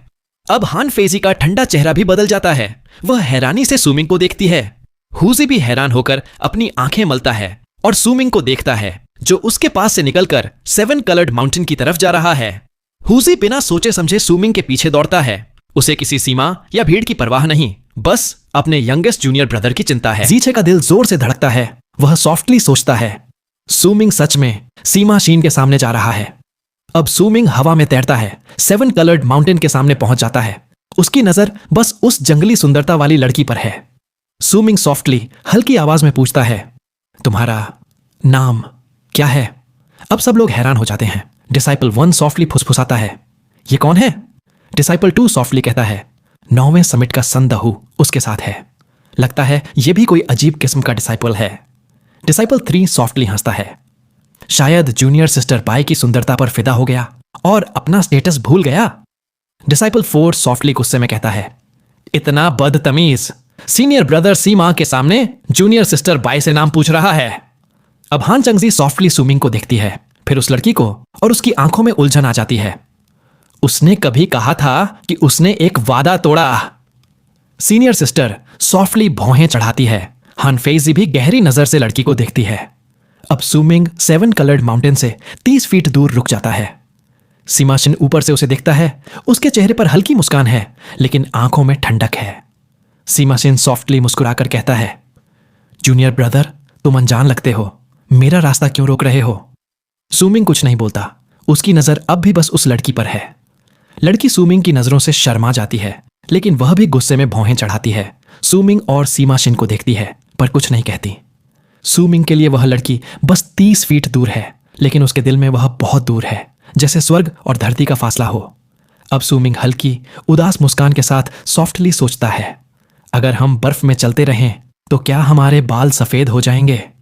अब वह सॉफ्टली सांस छोड़ता है। उसे समझ आ जाता है ये लड़की बाइलिंग नहीं है। सूमिंग सॉफ्टली सोचता है, उसकी आंखें बाइलिंग जैसी हैं, चेहरा भी, लेकिन आत्मा अलग है, ऑरा भी अलग है। ऑरा रिफाइनमेंट के बाद मैं ऑरा पहचान सकता हूं, ये बाइलिंग नहीं है। अब सूमिंग सॉफ्टली आंखें बंद करता है, फिर खोलता है। अब उसकी आंखें फिर से शांत हैं। अब वह लड़की को देखना छोड़कर मुड़ जाता है, वहां से जाने लगता है। चारों तरफ लोग सॉफ्टली हंसते हैं, ताने मारते हैं, लेकिन सूमिंग पर कोई असर नहीं। लेकिन हुजी गुस्से में आंखें तरेरता है, सॉफ्टली गरजता है, क्या देख रहे हो? हिम्मत है तो सीमा शिन के सामने बोलो, हंसो, आज रात तुम्हारे कमरे में घुसकर दिखाऊंगा। सीमा शिन सॉफ्टली मुस्कुराता है, सुमिंग को देखता है और धीरे से कहता है, जूनियर ब्रदर ऐसे ही चले जाओगे? सीनियर ब्रदर्स का ध्यान रखो, वरना मैं तुम्हें रिस्पेक्ट सिखा दूंगा। अब सुमिंग रुककर पहली बार सीमा शिन को देखता है। दोनों की नजरें टकराती हैं। सुमिंग ठंडे स्वर में कहता है, मैं तुम्हारा जूनियर ब्रदर नहीं हूं, डिसाइपल नेफ्यू सीमा, मैं तुम्हारा अंकल मास्टर हूं। शांत आवाज में बिना घमंड के सीमा शिन को देखता है और सॉफ्टली कहता है, मैं तुम्हारा अंकल मास्टर हूं। यह सुनते ही आसपास सब लोग चुप हो जाते हैं। कई डिसाइपल्स के चेहरे पर गुस्सा है, लेकिन कोई कुछ कहने की हिम्मत नहीं करता। 9वें समिट का स्टेटस सबको पता है। सीमा शिन की आंखों में अचानक तेज ठंडी चमक आ जाती है। वह सुमिंग को घूरते हुए हल्की सी ठंडी मुस्कान देता है। हुजी खुश होकर कमर पर हाथ रखकर सिर उठाकर गर्व से चिल्लाता है, सही बात है। ओए सुन बे, तेरा ग्रैंडपा हु भी तेरा अंकल मास्टर है। आ सीमा शिन, अपने अंकल मास्टर को नमस्ते कर। सीमा शिन हुजी को बिल्कुल नजरअंदाज करता है। उसकी नजर में अब बस सुमिंग है। अब सीमा शिन सॉफ्टली मुस्कुराकर कहता है, अंकल मास्टर है तो चलो देखते हैं तुम्हारे पास अंकल मास्टर कहलाने का हक है या नहीं। अब सीमा शिन दायां पैर आगे बढ़ाता है, आसमान की ओर इशारा करता है, फ्रीज। जैसे ही वह बोलता है, आसमान में हरे रंग की ठंडी मिस्ट बनती है जो हवा को छूते ही जमा देती है। अब उस मिस्ट से एक विशाल हाथ बनता है जो सीधा सुमिंग को पकड़ने के लिए बढ़ता है। नीचे डिसाइपल्स हैरान होकर सॉफ्टली कहते हैं, क्रिएशन आर्ट, सीनियर ब्रदर सीमा सच में गॉड ऑफ बजर्कर्स बनने वाले हैं। कोई आम इंसान क्रिएशन आर्ट ऐसे नहीं कर सकता, ये वन क्रिएशन आर्ट है। 9वें समिट में लीडर लियू को छोड़कर सब कचरा हैं। एल्डेस्ट सीनियर ब्रदर हमेशा आइसोलेशन में सेकंड फूल लगाता है, थर्ड अजीब है, और नया लड़का तो सीधा सीमा शिन का रास्ता रोक रहा है। अब हरा हाथ सुमिंग की तरफ बढ़ता है, लेकिन तभी हुजी के चेहरे पर गुस्सा आ जाता है। हुजी जोर से ग्राउल करता है, यंगेस्ट जूनियर ब्रदर पीछे हट। ओए हिम्मत कैसे हुई मेरे सामने मेरे जूनियर ब्रदर पर हमला करने की। अब हुजी हवा में बैठ जाता है, दायां हाथ उठाकर 2 उंगलियां मिलाता है और आसमान में आर्क बनाता है। अब हुजी के शरीर से ताकत की लहर निकलती है, जिससे हरा हाथ हवा में रुक जाता है। हुजी गंभीर होकर सॉफ्टली बोलता है, एंटरिंग ड्रीम। अब हुजी अपनी उंगली माथे पर लगाता है, आंखें बंद कर लेता है और जोर से खर्राटे लेने लगता है। अब वह हवा में नहीं टिक पाता और नीचे गिरने लगता है। सब लोग हैरान रह जाते हैं, फिर जोर से हंसने लगते हैं। इवन सीमा शिन भी हंसता है, लेकिन उसकी आंखों में ठंडक है। वह गुस्से में हुजी की तरफ इशारा करता है। हरा हाथ अब हुजी की तरफ बढ़ता है। सुमिंग चुप रहता है, हंसता नहीं। उसे पता है हुजी ने ऐसा इसलिए किया क्योंकि वह सुमिंग को अपना यंगेस्ट जूनियर ब्रदर मानता है और उसे बचाना अपना फर्ज समझता है। अब जैसे ही हुजी गिरता है, सुमिंग आर्क बनकर उड़ता है, उसे हवा में पकड़कर जमीन पर उतारता है, लेकिन हरा हाथ अब भी पीछा कर रहा है। तभी जीचे हवा में उड़कर हरे हाथ की तरफ जाता है। उसे पता है अगर उसने कुछ नहीं किया तो 9वें समिट लौटने पर उसकी खैर नहीं। अब ऊपर गूंजती आवाज में सीमा शिन सॉफ्टली चिल्लाता है, जीचे ये क्या कर रहे हो? जीचे गुस्से में कहता है, सीमा शिन बात करने का कोई फायदा नहीं। अगर तुम सुमिंग पर हमला करोगे तो मैं तुम्हारे खिलाफ खड़ा हो जाऊंगा। अब लोग हैरान होकर सॉफ्टली कहते हैं, ये तो सीनियर ब्रदर जीचे है, रैंकिंग बोर्ड में 9वें नंबर पर। यह तो सीमा शिन का दोस्त था, अब आउटसाइडर की मदद क्यों कर रहा है? हंचंग जी की सीनियर सिस्टर सॉफ्टली ठंडी सांस छोड़ती है, लेकिन जीचे को देखकर राहत महसूस करती है। अब सीमा शिन और जीचे की नजरें हवा में टकराती हैं। सीमा शिन की आंखें ठंडी हो जाती हैं। अब सुमिंग हुजी को जमीन पर सुलाकर सॉफ्टली मुस्कुराता है। फिर सुमिंग धीरे धीरे सिर उठाकर आसमान में सीमा शिन को देखता है। सुमिंग सॉफ्टली कहता है, जीचे पीछे हटो, मेरे थर्ड सीनियर ब्रदर का ध्यान रखो। जीचे थोड़ी देर हिचकता है, फिर हाथ जोड़कर झुकता है और हुजी के पास लौट जाता है। अब सुमिंग शांत स्वर में सीमा शिन से कहता है, मेरी ताकत तुमसे कम है, मैं लड़ना नहीं चाहता था। तुम्हारे अपने काम हैं, मेरे अपने, लेकिन जब मेरे थर्ड सीनियर ब्रदर में लड़ने की ताकत नहीं थी तब तुमने उस पर हमला किया, यह गलत है। अब सुमिंग की आंखों में ठंडी चमक आ जाती है। वह मेरा थर्ड सीनियर ब्रदर है, अगर लड़ाई चाहिए तो मैं लड़ूंगा। अब सुमिंग के शरीर से जबरदस्त किलिंग इंटेंट निकलता है, उसकी दाईं आंख से ब्लड मून और डार्क माउंटेन की पिक्चर से। अब सुमिंग का पूरा अंदाज बदल जाता है, अब भी शांत है, लेकिन उसमें दबाव है, जैसे सब पर भारी पड़ रहा हो। अब सुमिंग दायां पैर आगे बढ़ाता है और उसके चेहरे पर 5 चोटियों वाला माउंटेन मार्क चमकने लगता है, डार्क माउंटेन।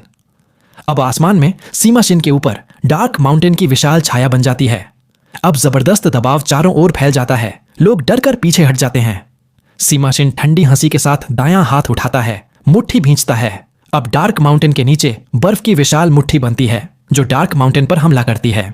अब आसमान में जोरदार धमाका होता है और जहां बर्फ की मुट्ठी डार्क माउंटेन को छूती है वहां बर्फ की परत जम जाती है। अब डार्क माउंटेन एक बर्फीला पहाड़ बन जाता है। अब वह पहाड़ हवा में तैरता है, अब इल्यूजन और रियलिटी के बीच है। सीमाशिन ठंडे स्वर में कहता है, छोटा सा जादू, तुम आज भी उतने ही कमजोर हो जितने हान माउंटेन में थे। मुझे बर्जर्कर मार्क या ओरिजिन वेसल 7 कलर्ड माउंटेन की जरूरत भी नहीं। अब सीमाशिन हाथ पीछे बांधकर ठंडी नजर से सुमिंग को देखता है। मैं तुम्हें हमला करने का मौका देता हूं। अगर तुमने मुझे निराश किया तो मैं तुम्हें हरा दूंगा। हन माउंटेन बेल निकालो, देखूं तुम्हारे हाथ में उसकी ताकत।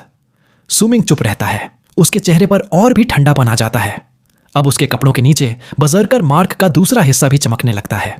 अब सुमिंग दायां हाथ उठाकर हवा में घुमाता है। अब डार्क माउंटेन के नीचे इल्यूजनरी डार्क माउंटेन ट्राइब बन जाती है। पेड़ पौधे घर सब इतने असली लगते हैं कि देखने वाले उसमें खो जाते हैं। अब सीमाशिन के चेहरे पर गंभीरता आ जाती है। यह तुम्हारा पूरा बर्जर्कर मार्क है। अब चारों ओर भारी दबाव फैल जाता है।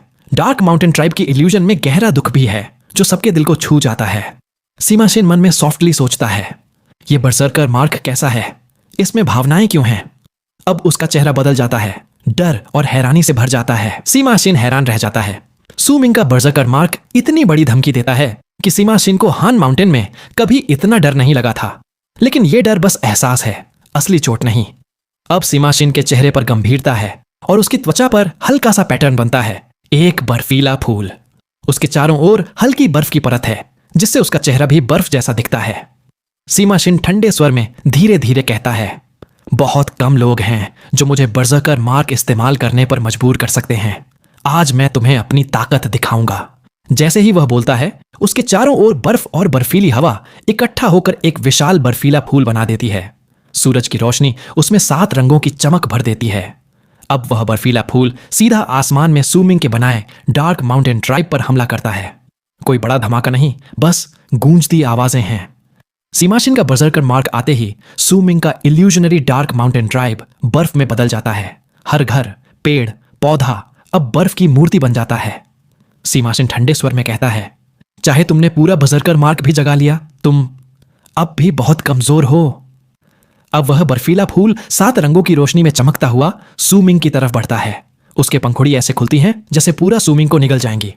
यह पूरी लड़ाई दिखने में धीमी लगती है, लेकिन असल में सब कुछ पलों में हो रहा है। बर्जर्कर मार्क्स की यह टक्कर बहुत खतरनाक है। अगर कोई थोड़ा भी कमजोर हो तो तुरंत बुरी तरह घायल हो सकता है। सुमिंग का चेहरा अब भी शांत है। वह सीमाशिन को नहीं बल्कि जमी हुई डार्क माउंटेन और अपने फ्रोजन ट्राइब को देखता है। सुमिंग धीरे धीरे सॉफ्टली कहता है, मेरा बर्जर्कर मार्क अभी पूरा नहीं हुआ। अब उसके शरीर से जबरदस्त किलिंग इंटेंट निकलता है। उसकी दाईं आंख में खून जैसी लाल चमक आ जाती है। Blood moon. अब आसमान में डार्क माउंटेन और ट्राइब के ऊपर एक लाल ब्लड मून बनता है। जैसे ही वह बनता है पूरे इल्यूजन का दुख अचानक बदल जाता है। अब वहां गहरा किलिंग इंटेंट है। पूरी बर्फीली परत खून जैसी लाल हो जाती है। हर घर, पेड़, पौधा लाल रोशनी में चमकने लगता है। अब पूरी दुनिया जैसे खून से रंग गई हो। Picture of the blood moon and dark mountain. अब जोरदार धमाके के साथ डार्क माउंटेन की बर्फ टूटकर बिखर जाती है। घर, पेड़ सबके ऊपर की बर्फ भी टूट जाती है। सीमाशिन का बर्फीला फूल भी अब खून की रोशनी में बदलकर टूट जाता है। सुमिंग एक कदम आगे बढ़ता है, दायां हाथ उठाकर जोर से नीचे मारता है। डार्क माउंटेन गूंजता है और सीधा सीमाशिन की तरफ बढ़ता है। ट्राइब के घरों से फुसफुसाहट सुनाई देती है जिससे सीमाशिन डर कर पीछे हटता है। लेकिन वह दूर नहीं जा पाता। अब वह पूरा खून की रोशनी में फंस जाता है, जैसे एक विशाल सीलिंग रूम में बंद हो गया हो। अब सीमाशिन के चेहरे पर डर है, उसकी आंखें सिकुड़ जाती हैं। सुमिंग का बर्जर्कर मार्क उसकी उम्मीद से कहीं ज्यादा ताकतवर है। सीमाशिन मन में सॉफ्टली सोचता है, अब समझ आया जीचे क्यों हार गया। सुमिंग तो अकेले बर्जर्कर मार्क से अवेकनिंग रेल्म के बाद के लोगों से लड़ सकता है। अब सीमाशिन जीभ काटकर खून थूकता है। वह खून उसके चेहरे पर फैलता है और उसकी त्वचा में समा जाता है। अब वह आसमान की ओर गुर्राता है। उसके चेहरे और शरीर पर बर्फीले फूल फिर से बनते हैं। अब 1 नहीं, 2, 3, 8 फूल। ये 8 फूल पूरे शरीर पर हैं, लेकिन पहले वाले से छोटे हैं। अब वह दोनों हाथ फैलाकर घुमाता है।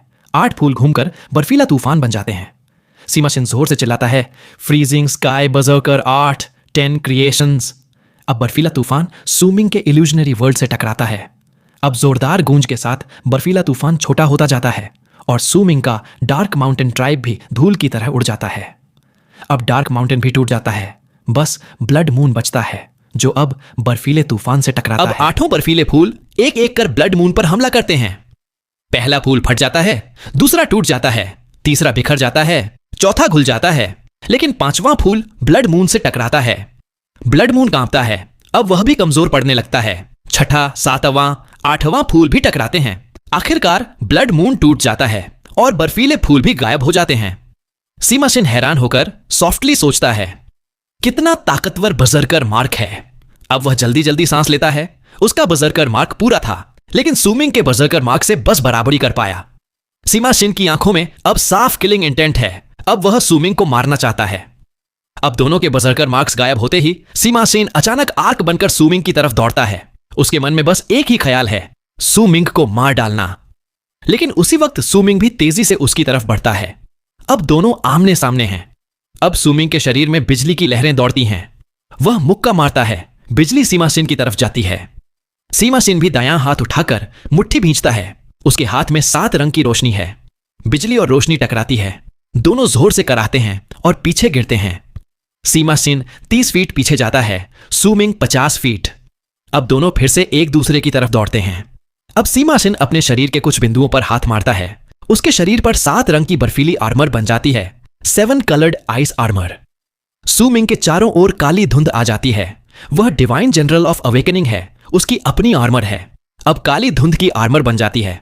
अब चारों ओर के लोग हैरान होकर चिल्लाते हैं। डिसाइपल 1 चौंक कर कहता है, divine general of awakening. Disciple 2 हैरान होकर कहता है, इसीलिए ये सीनियर ब्रदर सीमा से लड़ पा रहा है। अब चारों तरफ शोर मच जाता है। सूमिंग की असली पहचान अब सबके सामने है। 7 कलर्ड माउंटेन पर बैठी लड़की अब भी सीमा शिन को देख रही है। उसके लिए सीमा शिन सबसे ताकतवर है और सूमिंग दुश्मन है, इसलिए उसकी नजर में सूमिंग और भी बुरा लगता है। सूमिंग और सीमा शिन आसमान में आमने सामने खड़े हैं। सूमिंग के चारों ओर काली धुंध है जो काले कवच आर्मर में बदल जाती है, जिससे वह डरावना लगता है। सीमा शिन के चारों ओर 7 रंग की रोशनी है और उसकी बर्फीली आर्मर इतनी चमकदार है कि लोग सीधे उसकी तरफ देख भी नहीं सकते। दोनों की प्रेजेंस, दोनों की आर्मर, दोनों बिल्कुल अलग लोग हैं। सूमिंग ठंडे स्वर में सॉफ्टली कहता है, तुम बोन सैक्रिफाइस रेल में नहीं हो। अब वह आगे बढ़ता है और सीमा शिन भी गुस्से में आगे बढ़ता है। दोनों हवा में टकराते हैं, जोरदार धमाके होते हैं और लड़ाई इतनी तेज है कि देखने वाले सांस रोक लेते हैं। जैसे जैसे लड़ाई बढ़ती है, सीमा शिन मन में सॉफ्टली सोचता है, यह लड़का बहुत तेजी से ताकतवर हो रहा है, इसे जिंदा नहीं छोड़ सकता। अब सीमा शिन कुछ कदम पीछे हटता है, हवा में दायां हाथ घुमाता है। एक बर्फीला भाला, आइस स्पीयर बन जाता है, जिसे वह सूमिंग की तरफ फेंकता है। साथ ही सीमा शिन बायां हाथ आगे बढ़ाता है। एक गोल बोतल प्रकट होती है। जैसे ही वह बोतल खोलता है, भेड़िया जैसी आवाज आती है। एक सफेद भेड़िया बाहर निकलता है। हवा में आते ही वह बड़ा होकर कई फीट लंबा हो जाता है। उसकी आंखें चमकती हैं, दांत नुकीले हैं और वह सूमिंग पर गुर्राता है। भेड़िए की गुर्राहट से सूमिंग का दिमाग एक पल के लिए सुन्न हो जाता है, लेकिन ऑरा रिफाइनमेंट की ताकत से वह तुरंत होश में आ जाता है।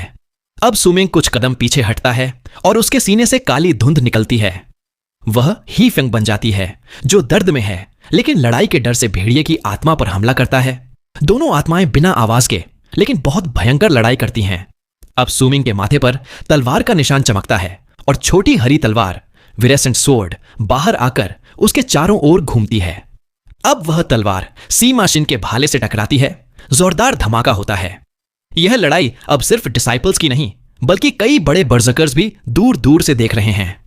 9वें समिट पर सूमिंग के सेकंड सीनियर ब्रदर फूलों की देखभाल करते हुए सॉफ्टली सोचते हैं। तीसरे ने फिर सपना देखने की कोशिश की। हर बार जब गुस्सा आता है तो लड़ाई में सपना देखना चाहता है। यह अच्छा नहीं। तियनशेजी पहाड़ की चोटी पर बैठकर मुस्कुराते हैं। बहुत अच्छा, उसे अच्छा सबक सिखाओ। बाकी समिट्स पर भी पुराने लोग ध्यान से लड़ाई देख रहे हैं। चौथे समिट के लेफ्ट प्रेसेप्टर, जो लाल कपड़े पहनते हैं, गंभीरता से सोचते हैं, विरेसेंट लाइट सोर्ड, ये हांगकांग का खजाना था, सूमिंग के पास कैसे? 7वें समिट पर एक लाल कपड़े वाली महिला बड़े पत्थर पर बैठी है। उसके बाल कंधे पर हैं और वह सूमिंग को ध्यान से देखती है। उसके पीछे लड़कियां सॉफ्टली कहती हैं, एल्डेस्ट सीनियर सिस्टर। उसका नाम सूमिंग है। वह 9वें समिट का डिसाइपल है। लड़ाई और तेज हो जाती है। हरी तलवार और बर्फीला भाला टकराते हैं। बिजली और बर्फ की ताकत टकराती है। ही फेंग और सफेद भेड़िया भी भिड़ते हैं। सूमिंग की ताकत अवेकनिंग रेल में है, लेकिन सीमा सिन से थोड़ी कम है। फिर भी वह 999 ब्लड वेन्स और क्लियरिंग माइंड आर्ट की वजह से बराबरी करता है। अब सूमिंग कुछ कदम पीछे हटता है, दायां हाथ सीने के सामने घुमाता है। एक गोल दवा की गोली स्पिरिट प्लंडर प्रकट होती है, जिसमें बर्फीला फूल बंद है। वह गोली हवा में घूमती है और सूमिंग इशारा करता है। गोली आग बनाकर सीमा सिन की तरफ जाती है। सीमा सिन का चेहरा गंभीर हो जाता है। वह मुंह खोलता है और एक काला कीड़ा बाहर निकलता है। कीड़ा हवा में उड़ता है। उसके 4 पंख हैं, सिर पर हरी रोशनी है और उसमें बहुत डरावनी ताकत है। कीड़ा स्पिरिट प्लंडर को छोड़कर सीधा सूमिंग की तरफ आता है। सीमा सिन को भरोसा है, यह कीड़ा किसी भी चीज को भेद सकता है। अब सीमा सिन खून थूकता है और खून की धुंध में बदलकर स्पिरिट प्लंडर से बचने की कोशिश करता है, लेकिन स्पिरिट प्लंडर अचानक रुक जाता है और इतनी जोरदार खिंचाव की ताकत पैदा करता है कि सारा खून की धुंध उसमें खिंचने लगती है। सीमा सिन घबरा जाता है। वह अपनी धुंध को 2 हिस्सों में बांटता है। एक हिस्सा स्पिरिट प्लंडर में समा जाता है, दूसरा पीछे हटकर फिर से सीमा सिन बन जाता है। सीमा सिन हैरान होकर सॉफ्टली चिल्लाता है, यह क्या चीज है? उधर सूमिंग भी हैरान है। कीड़ा उसकी डिवाइन जनरल आर्मर को भेद कर उसके शरीर तक पहुंच जाता है, लेकिन तभी उसके शरीर के अंदर से हान माउंटेन बेल की आवाज गूंजती है और घंटी की ताकत कीड़े को रोक देती है। सूमिंग के मुंह से खून निकलता है। वह कई 100 फीट पीछे गिरता है। सूमिंग और सीमा सिन दोनों एक साथ सॉफ्टली चिल्लाते हैं, यह कीड़ा क्या है? अब दोनों के मन में एक अजीब एहसास पैदा होता है, जैसे दोनों बहुत एक जैसे हैं। भीड़ में कोई सॉफ्टली बुदबुदाता है, ये दोनों कितने सिमिलर हैं। सूमिंग और सीमा सिन दोनों बिल्कुल अलग लोग हैं, अलग नाम, अलग जिंदगी, अलग रास्ते। लेकिन आज की लड़ाई में जैसे जैसे दोनों की ताकतें टकराईं, सबको लगने लगा ये दोनों अंदर से बहुत सिमिलर हैं। पहले सूमिंग के पास बिजली थी, सीमा सिन के पास बर्फ। सूमिंग के शरीर में बिजली दौड़ती थी, सीमा सिन के चारों ओर बर्फ थी। फिर सूमिंग की छोटी हरी तलवार और सीमा सिन का बर्फीला भाला टकराते हैं। दोनों की आर्मर, एक काली एक चमकदार बर्फीली, दिखती है। अब सबको लगता है दोनों एक जैसे हैं। फिर सीमा सिन बोतल से सफेद भेड़िया निकालता है और सूमिंग के शरीर से ही फंग निकलता है। दोनों की मिस्टिकल एबिलिटीज भी एक जैसी हैं। फिर सूमिंग स्पिरिट प्लंडर निकालता है। सीमा सिन मुंह से अजीब काला कीड़ा छोड़ता है। दोनों के चेहरे पर एक जैसी हैरानी, एक जैसी प्रतिक्रिया। अब जैसे दोनों की समानता एक साथ फूट पड़ती है। हर कोई देख सकता है ये दोनों बहुत सिमिलर हैं। अब घंटी की आवाज गूंजती है और काला कीड़ा हवा में पीछे हटता है, लेकिन उसकी रफ्तार अब धीमी हो गई है। वह हवा में डगमगाने लगता है, जैसे हान माउंटेन बेल की ताकत ने उसे झटका दिया हो। सूमिंग ध्यान से कीड़े को देखता है। वह सोचता है अगर कीड़ा फिर से ठीक हो गया तो यह बहुत खतरे वाली चीज है। जैसे ही कीड़ा पीछे हटता है, सूमिंग दायां हाथ उठाकर उसकी तरफ इशारा करता है और एक बड़ा कदम आगे बढ़ाता है। अब सूमिंग की बॉडी अचानक कीड़े के ऊपर प्रकट होती है और हान माउंटेन बेल उसके हाथ में आ जाती है। पहले छोटी घंटी, फिर बड़ी छाया बनकर कीड़े को ढक लेती है। दूर सीमा सिन स्पिरिट प्लंडर की वजह से खून की धुंध में बढ़ जाता है। उसका चेहरा सफेद पड़ जाता है। वह सूमिंग की हरकत देखकर गुस्से में आ जाता है। सीमा सिन गुस्से में दहाड़ता है, दायां हाथ हवा में घुमाता है। दूर 7 कलर्ड माउंटेन से तेज 7 रंग की रोशनी निकलती है। माउंटेन पर खड़ी लड़की डरकर पीछे हटती है। अब सीमा सिन अपनी सबसे ताकतवर चीज इस्तेमाल करता है, 7 कलर्ड माउंटेन। सीमा सिन गुस्से में चिल्लाता है, सूमिंग हिम्मत कैसे हुई मेरी स्नेक को छूने की? अब 7 कलर्ड माउंटेन से लाल रोशनी सबसे ज्यादा तेज हो जाती है, जैसे बाकी रंग गायब हो गए हों। सीमा सिन गुस्से में चिल्लाता है, god of berserkers transformation, 7 colours refinement, scarlet style. अब उसके चेहरे पर नसें उभर आती हैं, शरीर लाल हो जाता है, दायां हाथ पंजे जैसा बन जाता है। वह हाथ लाल रोशनी से भर जाता है और 7 कलर्ड माउंटेन की लाल रोशनी उसके हाथ में समा जाती है। अब उसके हाथ में 7 फीट लंबी खून से रंगी तलवार बन जाती है। तलवार में इतना गहरा दुख है कि देखने वाले भी कांप जाएं। सीमा सिन तलवार को सूमिंग की तरफ झटकता है। जैसे ही तलवार गिरती है, पूरी दुनिया अंधेरी हो जाती है। ऐसा दबाव फैलता है कि सबका दम घुटने लगता है। तलवार की आवाज में रोने चिल्लाने की गूंज है, जैसे हजारों लोग एक साथ दुख मना रहे हों। सीमा सिन सॉफ्टली दुख भरी आवाज में कहता है, जहां मेरा जन्म हुआ वहां सब कुछ प्रकृति के नियमों से चलता था। अब वह तलवार गिराता है। तीसरे समिट पर हान चंगजी का चेहरा सफेद हो जाता है। उसकी सीनियर सिस्टर भी डर से सांस रोक लेती है। चौथे समिट के लेफ्ट प्रिसेप्टर सॉफ्टली आंखें सिकोड़कर सोचते हैं। लगता है उसने गॉड ऑफ बजर्कर्स ट्रांसफॉर्मेशन का पहला तरीका समझ लिया। नौवें समिट पर टियन सिएजी हाथ में गोर्ड लेकर वाइन पीते हैं, सॉफ्टली मुंह बिचकाते हैं। गॉड ऑफ बर्जर्कर्स ट्रांसफॉर्मेशन कहलाने के लायक ही नहीं। एक दिन मैं सबको असली ट्रांसफॉर्मेशन दिखाऊंगा, लेकिन सीमा सिन की मिस्टिकल एबिलिटी में उसका खुद का रंग भी है। सुमिंग के सेकंड सीनियर ब्रदर जो फूल लगा रहे हैं सॉफ्टली बुदबुदाते हैं।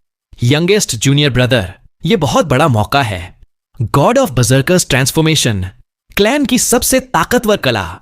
जब लोग ड्राइंग सीखते हैं तो पहले कॉपीइंग से शुरू करते हैं, फिर खुद की ड्राइंग बनाते हैं। अब हेवन गेट के नीचे 9 समिट्स के बीच सबकी नजरें लड़ाई पर हैं। सीमा सिन की तलवार की लाल रोशनी से हवा में रोने जैसी आवाज आती है। सुमिंग के चेहरे पर पहली बार गंभीरता दिखती है। उसे पता है सीमा सिन बहुत ताकतवर है। यह तलवार इतनी ताकतवर है कि सुमिंग को लगता है वह इसका सामना नहीं कर पाएगा। सीमा सिन की सॉफ्टली कही बातों में इतनी ताकत है जैसे वे तलवार में समा गई हों। अब तलवार में दुनिया को बदलने की ताकत है। सुमिंग मन में सॉफ्टली सोचता है, अगर मैंने हान माउंटेन बेल से इसे रोका तो कीड़े को नहीं रोक पाऊंगा। अगर कीड़ा फिर से तेज हो गया तो मैं बस बचाव में रह जाऊंगा। अब सुमिंग की आंखों में चमक आती है। वह देखता है तलवार की रफ्तार अचानक धीमी हो जाती है, जैसे समय ही रुक गया हो। अब उसे लगता है जैसे किसी ने समय को रोक दिया है। सब कुछ बहुत धीरे धीरे चल रहा है। अब सुमिंग के कानों में सॉफ्टली आवाज आती है, टियन शेजी की, ये मैंने बनाया है। जब क्रिएशन की ताकत एक स्तर पर पहुंच जाती है तो ऐसा बदलाव होता है। अब तुम्हारे पास पूरा वक्त है। इस तलवार को ध्यान से देखो, समझो और सीमा की तलवार को सही तरीके से रोकना सीखो। सुमिंग हैरान होकर चारों ओर देखता है। सब कुछ धीमा है। तलवार भी धीरे धीरे गिर रही है। अब वह दायां हाथ उठाता है और अपनी उंगली को ब्रश बनाकर हवा में तलवार के रास्ते की नकल कॉपी करने लगता है। अब सुमिंग अपनी दाईं उंगली से बार बार हवा में लकीरें खींचता है। हर बार जब वह लकीर बनाता है उसके सामने की जगह ऐसे गायब होती है जैसे वह परत दर परत कोई झिल्ली फाड़ रहा हो। सुमिंग को नहीं पता कितना समय बीता, लेकिन वह लगातार उसी तलवार की चाल की नकल कॉपी करता रहता है। हर बार वह जैसे ही लाइन बनाता है, हर बार वह कुछ अलग महसूस करता है। अगर वह 1000 बार बनाता है तो 1000 बार सब अलग होंगी। अगर 10,000 बार बनाता है तो 10,000 बार सब अलग होंगी। लेकिन अब तक वह उस गहरे दुख को नहीं पकड़ पाया जो सीमा शिन की तलवार में था। वह बार बार कोशिश करता है, हर बार कुछ नया समझता है, लेकिन उस सैडनेस को अपनी लकीर में नहीं ला पाता। अब जैसे जैसे वह आगे बढ़ता है, हर बार उसकी सोल जैसे उसकी उंगली में समा जाती है। हर स्ट्रोक में उसकी आत्मा शामिल हो जाती है। सुमिंग सॉफ्टली बुदबुदाता है, सैडनेस। अब वह अपनी सैडनेस और डार्क माउंटेन का दुख महसूस करता है, लेकिन उसमें भी कुछ कमी है। वह सोचता है, इसमें पुराना बूढ़ा एहसास, एज्ड फीलिंग नहीं है। अब जैसे ही वह गिरती हुई लाल तलवार के पास पहुंचता है, अचानक उसे समझ आता है, जिन लोगों से मैं मिला उनमें से बस एक ही है जिसमें यह बूढ़ा एहसास है। अब सुमिंग सिर झुकाता है। उसकी दाईं आंख लाल हो जाती है, ब्लड मून बन जाती है। सुमिंग सॉफ्टली बुदबुदाता है, नीला आसमान, तू क्यों रोता है? अब वह अपनी दाईं उंगली से एक तिरछी लकीर बनाता है। अगर वह कागज पर बनती तो बस एक सीधी लाइन होती, लेकिन हवा में वह लाइन इतनी ताकतवर है कि देखने वाला महसूस कर सकता है यह लाइन दुनिया बदल सकती है। अब जैसे ही सुमिंग ये लाइन बनाता है, उसके और तलवार के बीच की आखिरी झिल्ली भी फट जाती है। अब वह अपनी दाईं उंगली से एक और लाइन खींचता है। यह लाइन भी सीधी है, लेकिन इसमें हजारों लाखों बार की गई नकल की सारी ताकत छुपी है। अब जैसे ही यह लाइन पूरी होती है, उसके पास की सारी पुरानी लाइनें एक साथ उसमें समा जाती हैं। अब यह सबसे ताकतवर लाइन बन जाती है। अब जोरदार गूंज के साथ जैसे पूरी दुनिया शीशे की तरह टूट जाती है। अब सब कुछ फिर से सामान्य हो जाता है। अब सुमिंग के चेहरे पर हैरानी है। उसका हाथ अभी भी हवा में उठा है, जैसे वह आखिरी लाइन बना रहा हो। अब सामने सीमा सिन की लाल तलवार जोर से पीछे गिरती है और बिखर कर लाल रोशनी बनकर 7 कलर्ड माउंटेन में समा जाती है। सीमा सिन के चेहरे पर हैरानी और डर है। वह तेज तेज सांस लेता है। सब लोग सुमिंग को हैरान होकर देखते हैं।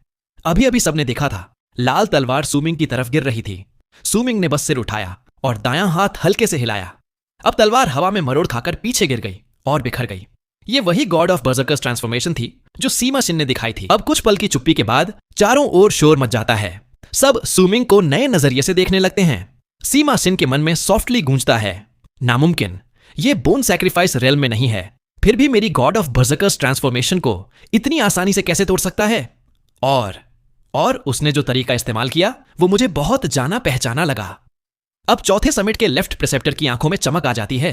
वह गंभीरता से सूमिंग को देखते हैं और सॉफ्टली बुदबुदाते हैं, क्रिएशन। अब कई पुराने बर्जर्कर्स भी सूमिंग की तरफ ध्यान देते हैं। उसका आखिरी वेव इतना ताकतवर था कि सब हिल जाते हैं। 8वें समिट पर एक लंबी बालों वाली महिला सॉफ्टली अपने बाल कान के पीछे करती है, फिर हवा में हल्की सी लाइन बनाती है। उसका आर्क सूमिंग की लाइन जैसा है, लेकिन उसमें सूमिंग वाली सैडनेस और उम्र दराजी नहीं है। महिला सॉफ्टली मुस्कुराती है। क्या स्ट्रोक है? 9वें समिट का डिसाइपल। अब सूमिंग के चेहरे से हैरानी गायब होती है, फिर से शांति आ जाती है, लेकिन उसके शरीर में तेज दर्द उठता है। वह खून थूकता है और पीछे लड़खड़ाता है। यह दर्द पूरे शरीर में है, हर हड्डी, हर नस, हर अंग में। अब हान माउंटेन बेल ने कीड़े को पकड़ लिया है। घंटी छोटी होकर सूमिंग के हाथ में लौट आती है।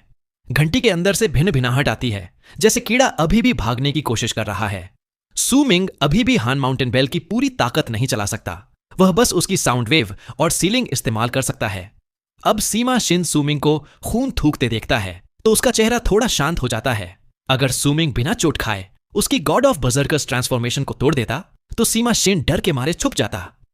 अब सीमा शिन गंभीरता से सूमिंग को देखता है, गहरी सांस लेता है और दायां हाथ आसमान की तरफ उठाता है। सीमा शिन ठंडी आवाज में कहता है, अगर तुम मेरी आखिरी चाल का सामना कर सके तो मैं हर बार तुम्हें देखकर झुक जाऊंगा। अब सीमा शिन सॉफ्टली हवा में उंगली घुमाता है। अब लैंड ऑफ साउथ मॉर्निंग की हर जगह, जहां जहां सीमा शिन ने बर्जर्कर सीड्स लगाए थे, सब लोग बेहोश हो जाते हैं। सीमा शिन जोर से चिल्लाता है, great art of heartless berserker seed. अब उसकी आंखों में हल्की रोशनी है, बाल हवा में उड़ते हैं और वह हवा में बहुत डरावना दिखता है। जैसे ही सीमा शिन अपनी आखिरी चाल की घोषणा करता है, चारों ओर की भीड़ फिर पीछे हट जाती है और लड़ाई के लिए और भी बड़ा खुला मैदान बन जाता है। अब सबकी नजरें सीमा शिन पर नहीं बल्कि सूमिंग पर हैं। पहले लोग सूमिंग को बस एक शांत गुमसुम लड़का समझते थे, लेकिन आज की लड़ाई ने फ्रीजिंग स्काई क्लैन के बाकी 8 समिट्स के डिसाइपल्स को सूमिंग का नाम याद करा दिया है। पहले जो लोग सूमिंग का मजाक उड़ाते थे, अब उनके मन में उसके लिए इज्जत है। सूमिंग ने अपने कामों से सबका घमंड तोड़ दिया। अब सब मानते हैं सूमिंग सीमा शिन के बराबर है। शायद थोड़ा कमजोर हो, लेकिन अगर वह सीमा शिन को यहां तक लड़ने पर मजबूर कर सकता है तो वह असाधारण है। अब से सूमिंग का नाम पूरे क्लैन में फैल जाएगा। अब एक और जीनियस का नाम जुड़ गया, लेकिन यह 9वें समिट का है और वह है अंकल मास्टर सू। इसी समय तीसरे समिट पर खड़ी हन चंगजी का चेहरा बदल जाता है। हन चंगजी सॉफ्टली बुदबुदाती है, नहीं, इसमें कुछ गड़बड़ है। हन चंगजी को लगता है सीमा शिन की चाल में कोई छुपा खतरा है। चौथे समिट पर हन फेजी चुपचाप सूमिंग को देखती है। वह हैरान है कि सूमिंग की ताकत उससे भी ज्यादा बढ़ गई है। चौथे समिट के लेफ्ट प्रिसेप्टर के चेहरे पर गुस्सा है। वह सॉफ्टली बुदबुदाते हैं, प्रिपोस्टरस। 7वें समिट पर बड़ी चट्टान पर बैठी लंबी बालों वाली महिला सॉफ्टली सोचती है, मैंने प्राचीन ग्रंथों में पढ़ा था, अगर तुम अपने दांव पर हो तो हल खुद मिल जाएगा। अगर रास्ता छोड़ दिया तो ताकत होते हुए भी कुछ नहीं कर सकते। अब वह सूमिंग और सीमा शिन को ध्यान से देखती है। 9वें समिट की चोटी पर तियन शेजी वाइन पीते रहते हैं, जैसे बाहर क्या हो रहा है कोई फर्क नहीं पड़ता। सूमिंग के सेकंड सीनियर ब्रदर, जो फूलों की देखभाल कर रहे थे, अब गंभीर होकर दूर लड़ाई की तरफ देखते हैं। अब सीमा शिन की आवाज पूरे हेवन गेट के नीचे गूंजती है। उसकी सारी mystical abilities great art of heartless berserker seed पर आधारित हैं। यह कला दूसरे गॉड ऑफ बर्जर्कर्स ने बनाई थी। कहते हैं इसी से उसने दूसरी दुनिया के लोगों को गुलाम बनाया था। सीमा शिन इस कला को बहुत मेहनत से सीखता रहा है, क्योंकि जब भी वह यह कला चलाता है उसके सारे बर्जर्कर चिल्ड्रन मर जाते हैं, जैसे फैंग मू के साथ हुआ था। लेकिन आज सीमा शिन सूमिंग पर यह कला चलाने में हिचकता नहीं, क्योंकि अब उसकी इच्छा है सूमिंग को अपना नया बर्जर्कर सन बना ले। सीमा शिन मन में सॉफ्टली सोचता है, अगर मैं सूमिंग को अपना बर्जर्कर सीड बना लूं तो बाकी सबकी कुर्बानी वाजिब है। ऐसा जीनियस फिर नहीं मिलेगा। अब सीमा शिन की आंखों में चमक है। वह सूमिंग को अजीब नजर से देखता है। उसकी घोषणा, अगर तुम मेरी आखिरी चाल झेल गए तो मैं हर बार तुम्हें देखकर झुक जाऊंगा। असल में एक जाल है। यह शब्द सूमिंग के मन में बीज की तरह छुप जाते हैं। अगर सीमा शिन जीत गया तो यह बीज सूमिंग के अंदर बढ़कर असली बर्जर्कर सीड बन जाएगा। अगर वह हार भी गया तो भी हर बार सूमिंग उसे झुकते देखेगा और उसके मन में भावनाएं आएंगी जिससे सीड बढ़ेगा। यही great art of heartless berserker seed की असली ताकत है। अगर मन में थोड़ा भी रास्ता खुला हो तो यह कला उसमें घुस जाती है। अब सीमा शिन हवा में तैरता है। उसकी ताकत बहुत तेजी से बढ़ती है। ऐसा लगता है वह बोन सैक्रिफाइस रेल्म तक पहुंच गया हो। सूमिंग का चेहरा गंभीर हो जाता है। उसे लगता है सीमा शिन की बातों में कुछ अजीब है, जैसे वे शब्द उसके दिल में गूंज रहे हों। अब तीसरे समिट से हान चंगजी की घबराई हुई आवाज आती है, सूमिंग, उससे मत लड़ो, वह तुम्हारे अंदर। लेकिन सीमा शिन की ठंडी आवाज से उसकी बात बीच में ही रुक जाती है। अब चौथे समिट के लेफ्ट प्रिसेप्टर की गहरी डरावनी आवाज गूंजती है, स्कूल में आपस में लड़ाई मना है, क्या तुम दोनों नियम नहीं जानते? उसकी आवाज बहुत तेज नहीं, लेकिन इतनी भारी है कि सबका दिल कांप जाता है, जैसे हजारों लोग एक साथ दहाड़ रहे हों। आसमान में बादल हिल जाते हैं, बर्फ कांपने लगती है। सीमाशिन कांप जाता है, उसकी ताकत रुक जाती है। वह 3 कदम पीछे हटता है, होंठ से खून बहता है। सूमिंग के कानों में भी गूंजती आवाज आती है। उसका चेहरा सफेद पड़ जाता है। वह 5 कदम पीछे हटता है, मुंह से खून निकलता है। हन माउंटेन बेल के अंदर से हल्की आवाज आती है। अब लेफ्ट प्रेसेप्टर गूंजती आवाज में आदेश देता है, सीमा शिन, सूमिंग तुम्हारे सीनियर हैं, उन्हें 7 कलर्ड माउंटेन रोकने का पूरा हक है। गलती तुम्हारी है। 3 महीने आइसोलेशन में रहो, पहले समिट से बाहर मत निकलना, अब जाओ। सीमा शिन का चेहरा बदल जाता है। वह सिर झुकाकर चौथे समिट को सलाम करता है, फिर गुस्से में 7 कलर्ड माउंटेन समेटकर लड़की को देखकर सिर हिलाता है और पहले समिट की तरफ उड़ जाता है। अब लेफ्ट प्रिसेप्टर जोर से कहता है, बाकी सब लोग चले जाओ। अब सब लोग चौथे समिट को सलाम करते हैं, फिर सूमिंग की तरफ देखकर मुस्कुराते हैं और जल्दी जल्दी वहां से चले जाते हैं। अब बाइलिंग जैसी दिखने वाली लड़की, जो असल में बाइलिंग नहीं है, थोड़ी देर हिचकिचाती है, फिर सूमिंग की तरफ देखकर पहली बार बोलती है। लड़की सॉफ्टली कहती है, तुमने मुझसे मेरा नाम पूछा था, यह कोई राज नहीं, तुम वैसे भी जान जाओगे क्योंकि तुम क्लैन के डिसाइपल हो। मेरा नाम बैसू है। मुझे उम्मीद है तुम बिग ब्रदर सी मां को उनका हक लौटा दोगे। दूसरों की चीज लेने से लोग तुम्हें नापसंद करेंगे। सूमिंग जैसे ही हुजी की तरफ मुड़ने लगता है, उसके कदम एक पल को रुकते हैं, लेकिन वह बिना पीछे देखे सीधे जमीन पर खर्राटे ले रहे हुजी के पास चला जाता है। बैसू देखती है कि सूमिंग ने उसकी बातों की एक भी धड़कन नहीं सुनी, तो उसकी आंखों में तिरस्कार और नाराजगी आ जाती है। वह मुड़कर उसी दिशा में चली जाती है जहां सीमा शिन गया था। उसकी चाल में जंगली सुंदरता और आत्मविश्वास है, लेकिन अब सूमिंग के लिए वह बस एक आम चेहरा है। बस उसका चेहरा बाइलिंग जैसा है, जिसने पहले सूमिंग की नस नस ब्लड वेन्स में भावनाओं की लहर दौड़ा दी थी। अब वह लहर फिर से ठंडी हो चुकी है। सूमिंग के दिल में अब भी थोड़ा संशय है, लेकिन वह बैसू के लिए नहीं, बल्कि चौथे समिट के लेफ्ट प्रिसेप्टर के व्यवहार के लिए है। सूमिंग मन में गहराई से सोचता है, मैं लेफ्ट प्रिसेप्टर के करीब नहीं हूं, फिर उसने मेरी तरफदारी क्यों की? अब सूमिंग के मन में अपने मास्टर तियनसेजी की छवि बिजली की तरह कौंधती है। हुजी अब भी जमीन पर गहरी नींद में है।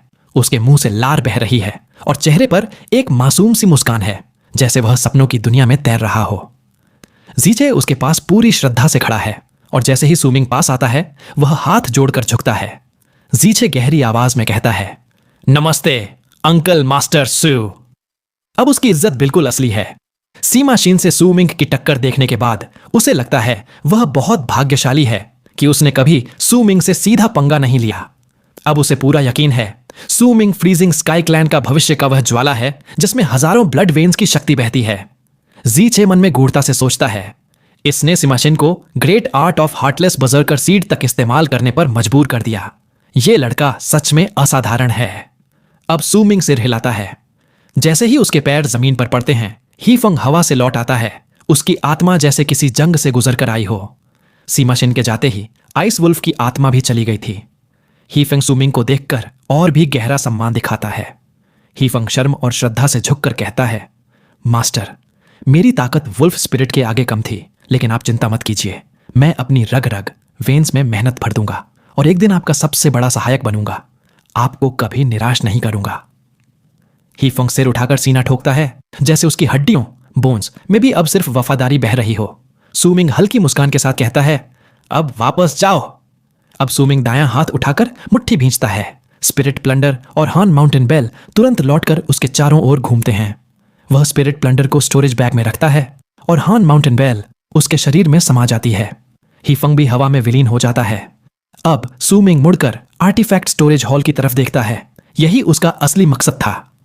आर्टिफैक्ट स्टोरेज हॉल के बाहर वही डिसाइपल खड़ी है जिसे हुजी ने लड़की जो लड़के के भेष में है कहा था। अब उसके चेहरे पर पहले जैसी नफरत नहीं बल्कि सम्मान है। सू मिंग की नजर पड़ते ही वह आगे बढ़ती है और गहरे झुककर सलाम करती है। चेन श्यांग आदर से कहती है, मैं चेन श्यांग हूं, नमस्ते अंकल मास्टर सू। चेन श्यांग असल में बहुत सुंदर है, लेकिन उसने अपना रंग थोड़ा दबा रखा है जिससे पहली नजर में पता नहीं चलता कि वह लड़की है या लड़का। उसने ढीले कपड़े पहन रखे हैं जिससे शरीर की बनावट छुपी रहती है। अगर हुजी ने ना बताया होता तो सूमिंग भी शायद पहचान नहीं पाता। सूमिंग ज्यादा देर तक उसे नहीं देखता, जल्दी ही नजर हटा लेता है। सूमिंग शांत स्वर में कहता है, मैं आर्टिफैक्ट स्टोरेज हॉल में कुछ पेपर्स चुनना चाहता हूं, क्या मैं अंदर आ सकता हूं? चेन श्यांग तुरंत सिर हिलाती है, रास्ता खोलती है। चेन श्यांग आदर से कहती है, अंकल मास्टर सू, आइए, मैं ही यहां की देखभाल करती हूं, आप बैठिए, मैं अभी पेपर्स लाती हूं। अब चेन श्यांग के साथ सूमिंग अंदर चला जाता है। जीचे बाहर ही हुजी का ध्यान रखता है। अब वह सूमिंग के बिना अंदर जाने की हिम्मत नहीं करता। जीचे मन में सॉफ्टली सोचता है, पहले मुझे 9वें समिट के लोग अजीब लगते थे, लेकिन अब लगता है सब बहुत ताकतवर हैं। यहां हर डिसाइपल की नसों वेन्स में कुछ अलग ही शक्ति बहती है। अब वह हुजी के खर्राटों को सुनता है। रात में यह आवाज सुन ले तो कोई भी डर जाए। जीचे सॉफ्टली सोचता है, यह आदमी भी मामूली नहीं है, सपनों में जबरदस्ती घसीट लेता है, ये सब लोग राक्षस हैं। अब सूमिंग आर्टिफैक्ट स्टोरेज हॉल में एक कुर्सी पर बैठता है। टेबल पर एक तेल का दिया जल रहा है। हॉल में बहुत सारी शेल्फ्स हैं जिनमें तरह तरह की चीजें रखी हैं, कुछ पुरानी कुछ नई। चेन श्यांग जल्दी जल्दी शेल्फ्स में घूमकर पेपर्स निकालती है, फिर आदर से सूमिंग के सामने रखती है। चेन श्यांग सिर झुकाकर सॉफ्टली कहती है, अंकल मास्टर सू, हमारे पास बस ये पेपर्स हैं, आप देख लीजिए, अगर और चाहिए तो बैम्बू स्लिप्स भी हैं। अब वह सूमिंग को छुप छुप कर देखती है। सूमिंग सिर हिलाता है, पेपर्स देखता है। ज्यादातर मोटे भूरे रंग के हैं, कुछ तो बीस्ट स्किन से भी खराब। चेन श्यांग सूमिंग के माथे पर हल्की शिकन देखती है तो जल्दी से कहती है, अंकल मास्टर सू, आप चाहें तो शेल्व्स में और भी देख सकते हैं, शायद कुछ और मिल जाए। सूमिंग उठकर शेल्व्स की तरफ जाता है, तभी वह एक सफेद लकड़ी की पट्टी की तरफ इशारा करता है। सूमिंग सॉफ्टली पूछता है, यह कितनी है? चेन श्यांग तुरंत बताती है, यह सॉलिड व्हाइट वुड है, फ्रीजिंग स्काई क्लैन के आसपास नहीं मिलती, सिर्फ दूर पूरब में पाई जाती है। आमतौर पर इससे कुर्सियां बनती हैं। मेरे पास कुछ और भी हैं। अब वह जल्दी से कुछ और पट्टियां निकाल कर देती है। चेन श्यांग कहती है, अंकल मास्टर सू, बस इतने ही हैं। सूमिंग हल्की मुस्कान के साथ कहता है, धन्यवाद, ये काफी हैं। वह लकड़ी की पट्टियां स्टोरेज बैग में रख लेता है। अब वह सॉफ्टली पूछता है, इनका दाम? चेन श्यांग मुस्कुराकर कहती है, अंकल मास्टर सू, आप नए नए आए हैं, ये चीजें बहुत महंगी नहीं, आप रख लीजिए। अब सूमिंग को लगता है चेन श्यांग सच में लड़की है। उसकी मुस्कान में अब सॉफ्टनेस दिखती है। सूमिंग सॉफ्टली धन्यवाद कहता है। चेन श्यांग तुरंत कहती है, ओह हां, अगर आप सॉलिड व्हाइट वुड से स्लिप्स बनाना चाहते हैं तो आपको खास स्ट्रिंग चाहिए। अब वह सफेद धागे की रील निकाल कर देती है। चेन श्यांग सॉफ्टली बताती है, यह किसी जंगली जानवर की नस टेंडन है, बहुत मजबूत है, स्लिप्स को जोड़ने के लिए बढ़िया रहेगी। सूमिंग उसे नहीं लेता, बस हल्की मुस्कान के साथ चेन श्यांग को देखता है। अब चेन श्यांग थोड़ी घबराती है, फिर थोड़ी देर बाद गहरी सांस लेकर झुक जाती है। चेन श्यांग सॉफ्टली विनती करती है, अंकल मास्टर सू, कृपया मेरी मदद कीजिए। सूमिंग हॉल के बीचों बीच खड़ा है। उसकी आंखों में तेज चमक है। चेन श्यांग उसकी नजरों से डरकर पीछे हट जाती है, जैसे उसकी आत्मा सोल तक कोई देख रहा हो। वह सिर झुका लेती है। उसकी सांसें तेज हो जाती हैं। उसकी हड्डियों बोन्स में डर समा जाता है। सूमिंग ठंडे स्थिर स्वर में कहता है, बोलो, सोचूंगा। चेन श्यांग होंठ काटती है। उसकी आंखों में औरतों जैसी मासूमियत और डर दोनों झलकते हैं। वह धीरे से कहती है, अगर आप मेरी मदद करेंगे अंकल मास्टर सू, तो जरूर काम बन जाएगा। अब वह झुककर शर्म से बुदबुदाती है, अंकल मास्टर सू, कृपया अंकल मास्टर संदाहू हुजी को समझाइए कि वह आधी रात को मेरे कमरे के बाहर छुपकर झांकना बंद करें। मैं अब और सहन नहीं कर सकती। चेन श्यांग फिर से गहरे झुककर विनती करती है, अंकल मास्टर सू, कृपया मेरी मदद कीजिए। सूमिंग के चेहरे पर अजीब सी मुस्कान आ जाती है। उसने बहुत कुछ सोचा था, लेकिन चेन श्यांग की यह विनती सुनकर वह मन ही मन मुस्कुरा देता है। हुजी ने लोगों के दिल में कितना डर बैठा दिया है। सूमिंग सॉफ्टली सोचता है, हुजी का डर रात की परछाई, शैडो जैसा सबके दिल में बस गया है। अब सूमिंग कुछ पल सोचकर कहता है, मैं पूरी कोशिश करूंगा उसे समझाने की, लेकिन मैं वादा नहीं कर सकता। वह खुद भी नहीं चाहता कि कोई रात में उसकी हर हरकत देखे। उसे हुजी का वो अजीब मुस्कान याद आती है जब वह अपने सेकंड सीनियर ब्रदर को छुपकर देखता था। अब सोचता है वही मुस्कान बाकी लोगों पर भी होगी। अब सूमिंग चेन स्यांग को दया से देखता है। चेन स्यांग के चेहरे पर गहरी कृतज्ञता, ग्रेटिट्यूड आ जाती है। यह सच्ची है जैसे उसकी आत्मा, सोल को राहत मिली हो। हुजी का डर उसके लिए किसी बुरे सपने, नाइटमेयर जैसा है। चेन स्यांग के लिए सबसे जरूरी है इस साय से छुटकारा पाना। सूमिंग आदर से बाहर निकलता है। चेन स्यांग उसके पीछे पीछे झुककर सलाम करती है। उसकी आंखों में उम्मीद की ज्वाला, फ्लेम जलती है। सूमिंग की नजर अब सोते हुए हुजी और जीचे पर जाती है। सूमिंग सॉफ्टली कहता है, मैं पूरी कोशिश करूंगा। अब वह हुजी को उठाकर हवा में आर्क बनाकर 9वें समिट की ओर लौटता है। जीचे तुरंत पीछे पीछे दौड़ता है। उसकी आंखों में अब रिजॉल्व है। सूमिंग के पीछे चलते हुए उसे लगता है उसकी किस्मत बदलने वाली है। रास्ते में जैसे ही सूमिंग हेवन गेट के नीचे से गुजरता है, फ्रीजिंग स्काई क्लैन के डिसाइपल्स उसे देखकर झुकते हैं। अब उसे अंकल मास्टर सू कहने वाले कम नहीं हैं। पहले जो लोग उसे अजनबी समझते थे, अब उसकी एक झलक में ही उसकी ऑरा को महसूस करते हैं। अब सूमिंग और जीचे हुजी को लेकर उसके केव अबोर्ड पहुंचते हैं। सूमिंग हुजी को वहीं सुलाता है, उसके पास वाइन की बोतल रखता है और मुस्कुराकर बाहर निकलता है। बाहर जीचे सिर झुकाकर आदेश का इंतजार करता है। सूमिंग ठंडी नजर से कहता है, मैंने तो सोचा था तुम्हें दवा बना दूंगा। जीचे चुपचाप शर्म से सिर झुकाता है। सूमिंग गंभीरता से कहता है, अगर तुम मुझे 2 ऐसे लोग ला दो जो मरने के करीब हों तो मैं ये विचार छोड़ दूंगा। अब सूमिंग मन में सॉफ्टली सोचता है, मुझे ताकतवर बनना ही होगा, वरना सीमा शिन से हार जाऊंगा और स्काई मिस्ट बैरियर पार नहीं कर पाऊंगा। जीचे तुरंत श्रद्धा से कहता है, अंकल मास्टर सू, ऐसे लोग लाना मुश्किल नहीं। 3 साल में मैं आपको 2 बहुत ताकतवर कॉर्प्सेस ला दूंगा। स्काई मिस्ट बैरियर के बाहर के शमन सबसे सही हैं। सूमिंग अब बिना पीछे देखे दूर चलता जाता है। जीचे घबरा जाता है, लेकिन तभी सूमिंग की धीमी आवाज आती है। सूमिंग सॉफ्टली कहता है, रात में मेरी केव अबोर्ड की रक्षा करने वाला कोई नहीं है, अगर चाहो तो मेरे साथ चलो। जीचे की आंखों में खुशी की चमक आ जाती है। वह जोर से चिल्लाता है, मैं चलूंगा। अब वह तुरंत सूमिंग के पीछे दौड़ता है। दोनों वहां से गायब हो जाते हैं। अब सूमिंग अपने केव अबोर्ड में लौटता है। अब उसे यह जगह घर जैसी लगने लगी है, जिसमें थोड़ी सी वार्मथ है। केव के बाहर का प्लेटफॉर्म बर्फ में भी हरे पौधों से ढका है। बस एक जगह खाली है जहां सूमिंग ध्यान लगाता है। सूमिंग सॉफ्टली सोचता है, सेकंड सीनियर ब्रदर ने हर जगह पौधे लगाए हैं क्योंकि उसके लिए यह पहाड़ ही घर है। अब सूमिंग नीचे झुककर उन पौधों को मुस्कुराकर देखता है। उसके दिल में डार्क माउंटेन जैसी वार्मथ लौट आती है। जीचे दूर से सूमिंग को देखता है। अब उसे लगता है सूमिंग में वो मासूमियत भी है जो किसी जवान लड़के में होती है। लेकिन अगले ही पल जैसे ही सूमिंग खड़ा होता है, उसकी आंखों में फिर वही खून सी ठंडक, मर्डरस ऑरा आ जाती है। सूमिंग ठंडी आवाज में आदेश देता है, मेरे आदेश के बिना अंदर मत आना, बाहर रहकर पहरा देना। जीचे तुरंत सिर झुकाकर कहता है, आज्ञा है। अब वह बिना हवा वाली जगह जाकर बैठ जाता है। उसकी आंखों में थोड़ी दुविधा, फिर रिजॉल्व आ जाती है। जीचे सॉफ्टली सोचता है, 3 साल, शायद ये मेरे लिए कोई सजा नहीं बल्कि किस्मत, सेरेंडिपिटी है। अब वह ध्यान में बैठ जाता है, लेकिन पूरी तरह सतर्क रहता है, एक सच्चे पहरेदार की तरह। अब सूमिंग अपने केव अबोर्ड के अंदर बैठता है। बाहर आसमान धीरे धीरे काला हो रहा है। वह सॉलिड व्हाइट वुड की पट्टियां और बीस्ट टेंडन निकालता है। टेंडन में इतनी डक्टिलिटी है कि वह छोटी सी नस को भी लंबा खींच सकता है। अब सूमिंग लकड़ी की पट्टियां काटता है, कुछ लंबी कुछ छोटी, सबको बराबर काटकर 9 सफेद पट्टियां तैयार करता है। हर पट्टी हाथ जितनी लंबी, 5 उंगलियों जितनी चौड़ी, 2 उंगलियों जितनी ऊंची। अब वह 20 टेंडन को छोटी तलवार से काटता है और उन पट्टियों को जोड़कर एक बड़ा ड्राइंग बोर्ड बना देता है। अगर वह जोर से दबाए तो सारी दरारें गायब हो जाती हैं, और अगर लपेटना हो तो पूरा बोर्ड सिलेंडर की तरह घूम जाता है। रात का सन्नाटा, बर्फीली हवा की सीटी, और सूमिंग अपने केव अबोर्ड में बैठा है। उसने जो सफेद ड्राइंग बोर्ड बनाया है उसे ध्यान से छूता है। उसकी सतह इतनी चिकनी है कि कोई खुरदरापन महसूस नहीं होता। सूमिंग सॉफ्टली बुदबुदाता है, अब से तू मुझे क्रिएशन के लॉ समझने में मदद करेगा। अब वह आंखें बंद कर लेता है।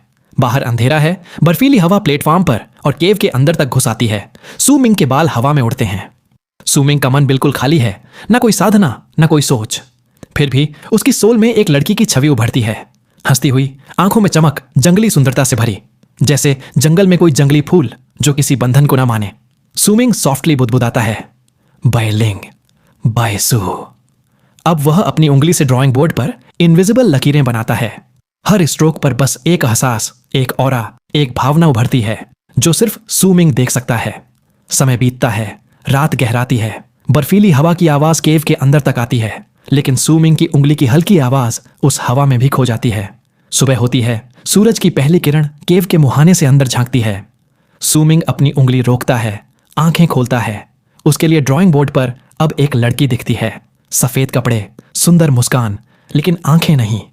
सुमिंग शांत होकर कुछ पल देखता है, फिर उंगली से उसकी आंखें बनाता है। अब उसकी आंखों में चमक है, लेकिन साथ ही तिरस्कार भी, जैसे वह सुमिंग से सवाल कर रही हो। सुमिंग सॉफ्टली बुदबुदाता है, ये बायसू है। अब उसकी आंखों में गहरी शांति है। वह बहुत देर तक उस लड़की को देखता है, फिर ड्राइंग बोर्ड पर हल्का सा टैप करता है। अब बोर्ड कांपता है, उसकी सतह से हल्की लकड़ी की धूल उठती है, जैसे कोई पर्दा हवा में उड़ गया हो। वह पर्दा वही लड़की थी जो अब बर्फीली हवा के साथ उड़कर गायब हो जाती है। अब ड्राइंग बोर्ड फिर से खाली है। सुमिंग के दिल की शौक भी अब हवा में उड़ चुकी है। अब केव के अंदर सूरज की रोशनी घुसती है, लेकिन सुमिंग जहां बैठा है वहां अब भी अंधेरा है, जैसे उसकी सोल में भी एक हिस्सा अब भी छाया, शैडो में है। अब सुमिंग ड्राइंग बोर्ड जमीन पर रखता है। उसकी आंखों में चमक है। वह हान माउंटेन बेल निकालता है। बेल के अंदर से तेज आवाजें आती हैं। वह रॉड जैसा कीड़ा अब भी छटपटा रहा है। सुमिंग ठंडी नजर से बेल को देखता है। अब वह धीरे से बेल को झटका देता है। बेल के अंदर की आवाजें गूंजती हैं। कीड़ा चीखता है, लेकिन जैसे जैसे बेल बजती है उसकी ताकत कम होती जाती है। अब वह बस हल्की आवाज में कराहता है। अब सुमिंग अपनी उंगली से बेल की ओर इशारा करता है। बेल बड़ी होकर 10 फीट की हो जाती है। अब वह कीड़े को साफ देख सकता है। उसका शरीर धनुष की तरह मुड़ा है, आंखों में खून सी क्रूरता, ब्लड लस्ट, लेकिन साथ ही मास्टर के लिए लॉयल्टी भी। सुमिंग सॉफ्टली सोचता है, इतना चालाक कीड़ा, सीमा सिंह ने इसे कैसे अपने वश में किया होगा। अब वह बेल को फिर झटका देता है। अंदर की आवाजें और तेज होती हैं। कीड़े का चेहरा मरोड़ जाता है, लेकिन वह हार नहीं मानता। उसकी आंखों में अब भी जंगली पागलपन, मैडनेस है। सुमिंग सॉफ्टली बुदबुदाता है, इसकी एंड्योरेंस की सीमा देखनी है। अब वह बेल पर जोर से हाथ मारता है। अंदर की आवाजें इतनी तेज हैं कि कीड़ा अब पूरी तरह फैल जाता है। उसके शरीर से सफेद द्रव, मिल्की ब्लड बहने लगता है। पंख टूट जाते हैं, लेकिन उसकी आंखों में हार नहीं, बल्कि और गहरी क्रूरता है। सुमिंग फिर से बेल पर हाथ मारता है। अब कीड़ा कीचड़ की तरह बेल में पड़ा है। खून बह रहा है, लेकिन उसकी आंखों में अब भी ज्वाला, फ्लेम है, जैसे कह रहा हो, जब तक जान है हार नहीं मानूंगा। सुमिंग सॉफ्टली सोचता है, अगर मैं एक बार और बेल बजाऊं तो ये मर जाएगा, लेकिन इसकी आंखों में सरेंडर नहीं, बस मास्टर के लिए लॉयल्टी है। ठीक वैसे ही जैसे श्याओहोंग फायर एप की आंखों में थी। अब सुमिंग की आंखें बंद हो जाती हैं। वह श्याओहोंग को याद करता है। बहुत देर बाद वह आंखें खोलता है। बेल की तरफ देखकर सॉफ्टली कहता है, तू समझदार है, मेरी बात समझ सकता है। अगर तू सीमा शिन के लिए इतना लॉयल है तो चल एक प्रयोग करते हैं, देखते हैं सीमा शिन तेरे लिए क्या करेगा। अब कीड़ा सिर उठाता है, लेकिन वह सुमिंग को नहीं देख सकता। बस चारों ओर धुंध है। सुमिंग ठंडी आवाज में कहता है, मुझे जानना है सीमा सिन तेरे लिए क्या चुनेगा। अब सुमिंग अपनी भौहों के बीच उंगली लगाता है। साथ ही उसके स्टोरेज बैग से ढेर सारे स्टोन कॉइन्स हवा में तैरने लगते हैं।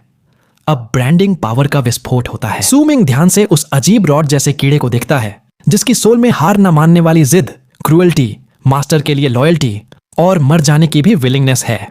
सुमिंग समझ जाता है, जब तक वह सालों साल अपनी डिवाइन सेंस से उसकी स्पिरिट तोड़ता नहीं, तब तक वह कीड़े को अपना पेट नहीं बना सकता। और जब तक वह ऐसा करता, हॉर्न माउंटेन बेल का इस्तेमाल भी नहीं कर पाता, क्योंकि बेल में कीड़े को बंद रखना ही पड़ेगा। सुमिंग सॉफ्टली सोचता है, मेरे पास इतना समय नहीं है और इतनी मेहनत इस पर खर्च करना भी बेकार है। लेकिन अगर वह कीड़े को यूं ही मार दे तो भी उसे अफसोस होगा। उसकी स्पीड और पियर्सिंग पावर सच में अद्भुत है। अगर वह इसे अपना बना ले तो यह उसकी सबसे घातक वेपन बन सकती है। अब उसके पास बस एक ही रास्ता है। वह जबरदस्ती अपनी ब्रांड उस कीड़े के माइंड पर छोड़ दे। शायद इससे कीड़े की इंटेलिजेंस खत्म हो जाए, लेकिन ब्रांड लगते ही वह तुरंत इस्तेमाल हो सकता है। भले ही कीड़ा कभी भी उसे धोखा दे सकता है, लेकिन यह उसे मारने या बेकार रखने से बेहतर है। सुमिंग ने अब तक बस एक बार किसी और के माइंड पर ब्रांड छोड़ी है, ही फेंग पर। वह आर्ट भी ही फेंग ने ही सिखाई थी। सिद्धांत में वह कीड़े पर भी ब्रांडिंग आर्ट चला सकता है, लेकिन सच में सुमिंग को ज्यादा भरोसा नहीं है। उसने जितना सीखा है, अगर सामने वाला रेजिस्टेंस नहीं करता तो ब्रांड लगाना आसान है, लेकिन अगर वह रेजिस्टेंस करता है तो चांसेस एक्सपोनेंशियली घट जाते हैं। अगर वह सक्सेस चाहता है तो सामने वाले की कोई वीकनेस ढूंढनी होगी, बिल्कुल वैसे ही जैसे लड़ाई में दुश्मन की वीकनेस ढूंढता है। अगर वह वीकनेस मिल गई तो सू मिंग अपनी ब्रांडिंग आर्ट से उसके माइंड में ब्रांड छोड़ सकता है। अगर सामने वाला इंसान होता तो वीकनेस ढूंढना आसान होता, लेकिन यह अजीब कीड़ा है, बस एक उंगली जितना बड़ा। सौभाग्य से सू मिंग ने कीड़े की लॉयल्टी सीमा शिन के लिए देखी थी, इसलिए उसने वही बात कही जिससे कीड़े के माइंड में वीकनेस पैदा हो। जैसे ही वीकनेस आएगी, सू मिंग अपनी डिवाइन सेंस से उस पर धावा बोलेगा। अगर सफल रहा तो कीड़ा उसका हो जाएगा, अगर असफल रहा तो वह दया नहीं दिखाएगा। अब सू मिंग की डिवाइन सेंस हन माउंटेन बेल में उतरती है और एक टाइफून की तरह उस कमजोर कीड़े को घेर लेती है। अब कीड़े की डिवाइन सेंस जोरदार रेजिस्टेंस करती है, जैसे उसकी सोल चीख चीख कर कह रही हो, मर जाऊंगा लेकिन गुलाम नहीं बनूंगा। इसका असर सू मिंग की डिवाइन सेंस पर भी पड़ता है। सू मिंग के मन में एक नई समझ आती है, अगर मेरी डिवाइन सेंस काफी स्ट्रांग हो तो मुझे वीकनेस ढूंढने की भी जरूरत नहीं, सीधे ब्रांड छोड़ सकता हूं। अब हान माउंटेन बेल में हल्की सी क्रैक बनती है और कीड़े की प्रेजेंस उसमें से बाहर निकलने की कोशिश करती है। सू मिंग की आंखों में चमक है। सीमा शिन, अब मैं तेरे इंतजार में हूं, तू खुद वीकनेस पैदा करेगा। अब सू मिंग की डिवाइन सेंस पूरी ताकत से कीड़े को घेर लेती है। इसी वक्त फ्रीजिंग स्काई क्लैन के पहले समिट की चोटी पर एक शानदार केव अबोर्ड में सीमा शिन ध्यान में बैठा है। चेहरे पर गहरी चिंता है। वह बाहर नहीं जा सकता, कुछ महीनों तक उसे यहीं रहना है। वह सू मिंग से अपनी हार को बार बार याद करता है। सू मिंग उसके लिए गले की फांस बन गया है। सीमा शिन के लिए सब कुछ हमेशा आसान रहा। क्लैन के बड़े उसे मानते थे, साथ ही डिसाइपल्स उसकी इज्जत करते थे। बहुत सारी लड़कियां और औरतें उसके बर्जरकर सीड ऑफ लव से बंधी थीं। क्लैन के बड़े जानते थे, लेकिन कोई रोकता नहीं था। असल में उसका अगला टारगेट बाइसू थी। लोग बस इतना जानते थे कि बाइसू 7th समिट की डिसाइपल है, लेकिन सीमा शिन को पता चला बाइसू का पिता हेवन गेट के 7वें लेयर में है। हेवन गेट क्लैन का सबसे पवित्र रहस्यमय स्थान, जहां सिर्फ समिट्स के लॉर्ड्स ही जा सकते हैं। बाकी डिसाइपल्स को वहां जाने के लिए फ्रीजिंग स्काई केव से 1000 शामन सिर लाने पड़ते हैं। सीमा शिन मन में सॉफ्टली सोचता है, मुझे हेवन गेट में जाना ही है। बाइसू उससे प्यार करती है, लेकिन यह प्यार भी उसने अपनी कला से पैदा किया है। असल में वह बाइसू को बस फ्रीजिंग स्काई केव में घुसने के लिए इस्तेमाल करना चाहता है।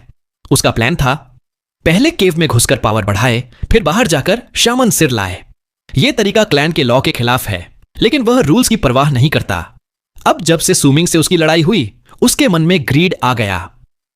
अगर वह सू मिंग को अपना बर्जरकर सन बना ले तो उसकी पावर कई गुना बढ़ जाएगी। बाइसू ने वादा किया है, वह अपने पिता से बात करेगी। सीमा शिन को पूरा भरोसा है, अब उसे बस सू मिंग को अपना बर्जरकर सन बनाना है। सीमा शिन सॉफ्टली सोचता है, काश मैं पहाड़ छोड़ सकता तो सू मिंग के करीब जाकर सीड लगा देता। अगर पहले से हान माउंटेन बेल छोड़ देता तो दोस्ती कर सकता था। अब अचानक उसकी आंखें चमकती हैं। बाइसू! जब सू मिंग ने बाइसू को देखा, उसका व्यवहार बदल गया था। अब सीमा शिन के चेहरे पर शैतानी मुस्कान है। सीमा शिन सॉफ्टली बुदबुदाता है, लव को हुक बनाओ, बजरकर सीड में बदलो, और जब वह खिले तो लव शून्य में बदल जाएगा और सीड उस इंसान की सारी लाइफ खींच लेगा। अगर मैं लव से हार्टलेस आर्ट बना लूं तो बाइसू को हुक बनाकर सू मिंग में सीड लगा दूंगा। अब उसकी आंखों में खतरनाक चमक है। सू मिंग, अब तू मुझसे बच नहीं सकता। इसी वक्त सीमा शिन का चेहरा अचानक बदल जाता है। वह तेजी से केव से बाहर भागता है, 9वें समिट की तरफ देखता है। सीमा शिन घबराकर चिल्लाता है, मेरी स्नेक!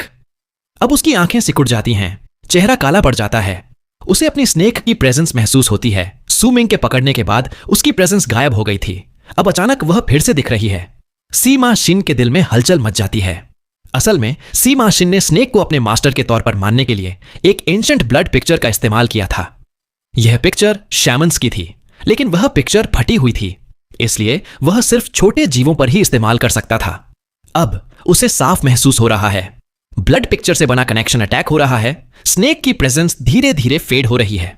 सीमा शिन के मन में डर और घबराहट है। दोस्तों, मुझे आप सभी की हेल्प की जरूरत है। मेरे अलावा जिन जिन चैनल पर भी आप अभी दूसरी नोबेल एक्सप्लेनेशन को सुन रहे हैं, तो उस चैनल में जब भी कोई नई वीडियो आए तो कमेंट में मेरे चैनल के बारे में बताओ, या ये बताओ कि मैं pursuit of the truth novel को एक्सप्लेन कर रहा हूं, जिससे अगर कोई दूसरा इंटरेस्टेड होगा तो हमारे चैनल में आएगा, जिससे हमारे चैनल की रीच बढ़ेगी और हमारा चैनल ग्रो करेगा, जिससे मुझे भी वीडियो डालने का मोटिवेशन मिलेगा। और हाँ, अब ये पार्ट यही खत्म करते हैं। आगे की स्टोरी आने वाले नेक्स्ट पार्ट में पता चल रही होगी। साथ ही अगर आप में से कोई पहली बार हमारे चैनल पर आया है तो मैं केवल यही बोलूंगा कि आप हमारे चैनल को सब्सक्राइब कर सकते हैं। साथ ही अगर आपको ये वीडियो पसंद आई हो तो वीडियो को लाइक करके एक प्यारा सा कमेंट भी कर देना, जिससे मुझे भी खुशी होगी। और अगर आप चाहे तो इस वीडियो को अपने दोस्तों के साथ शेयर भी कर सकते हैं।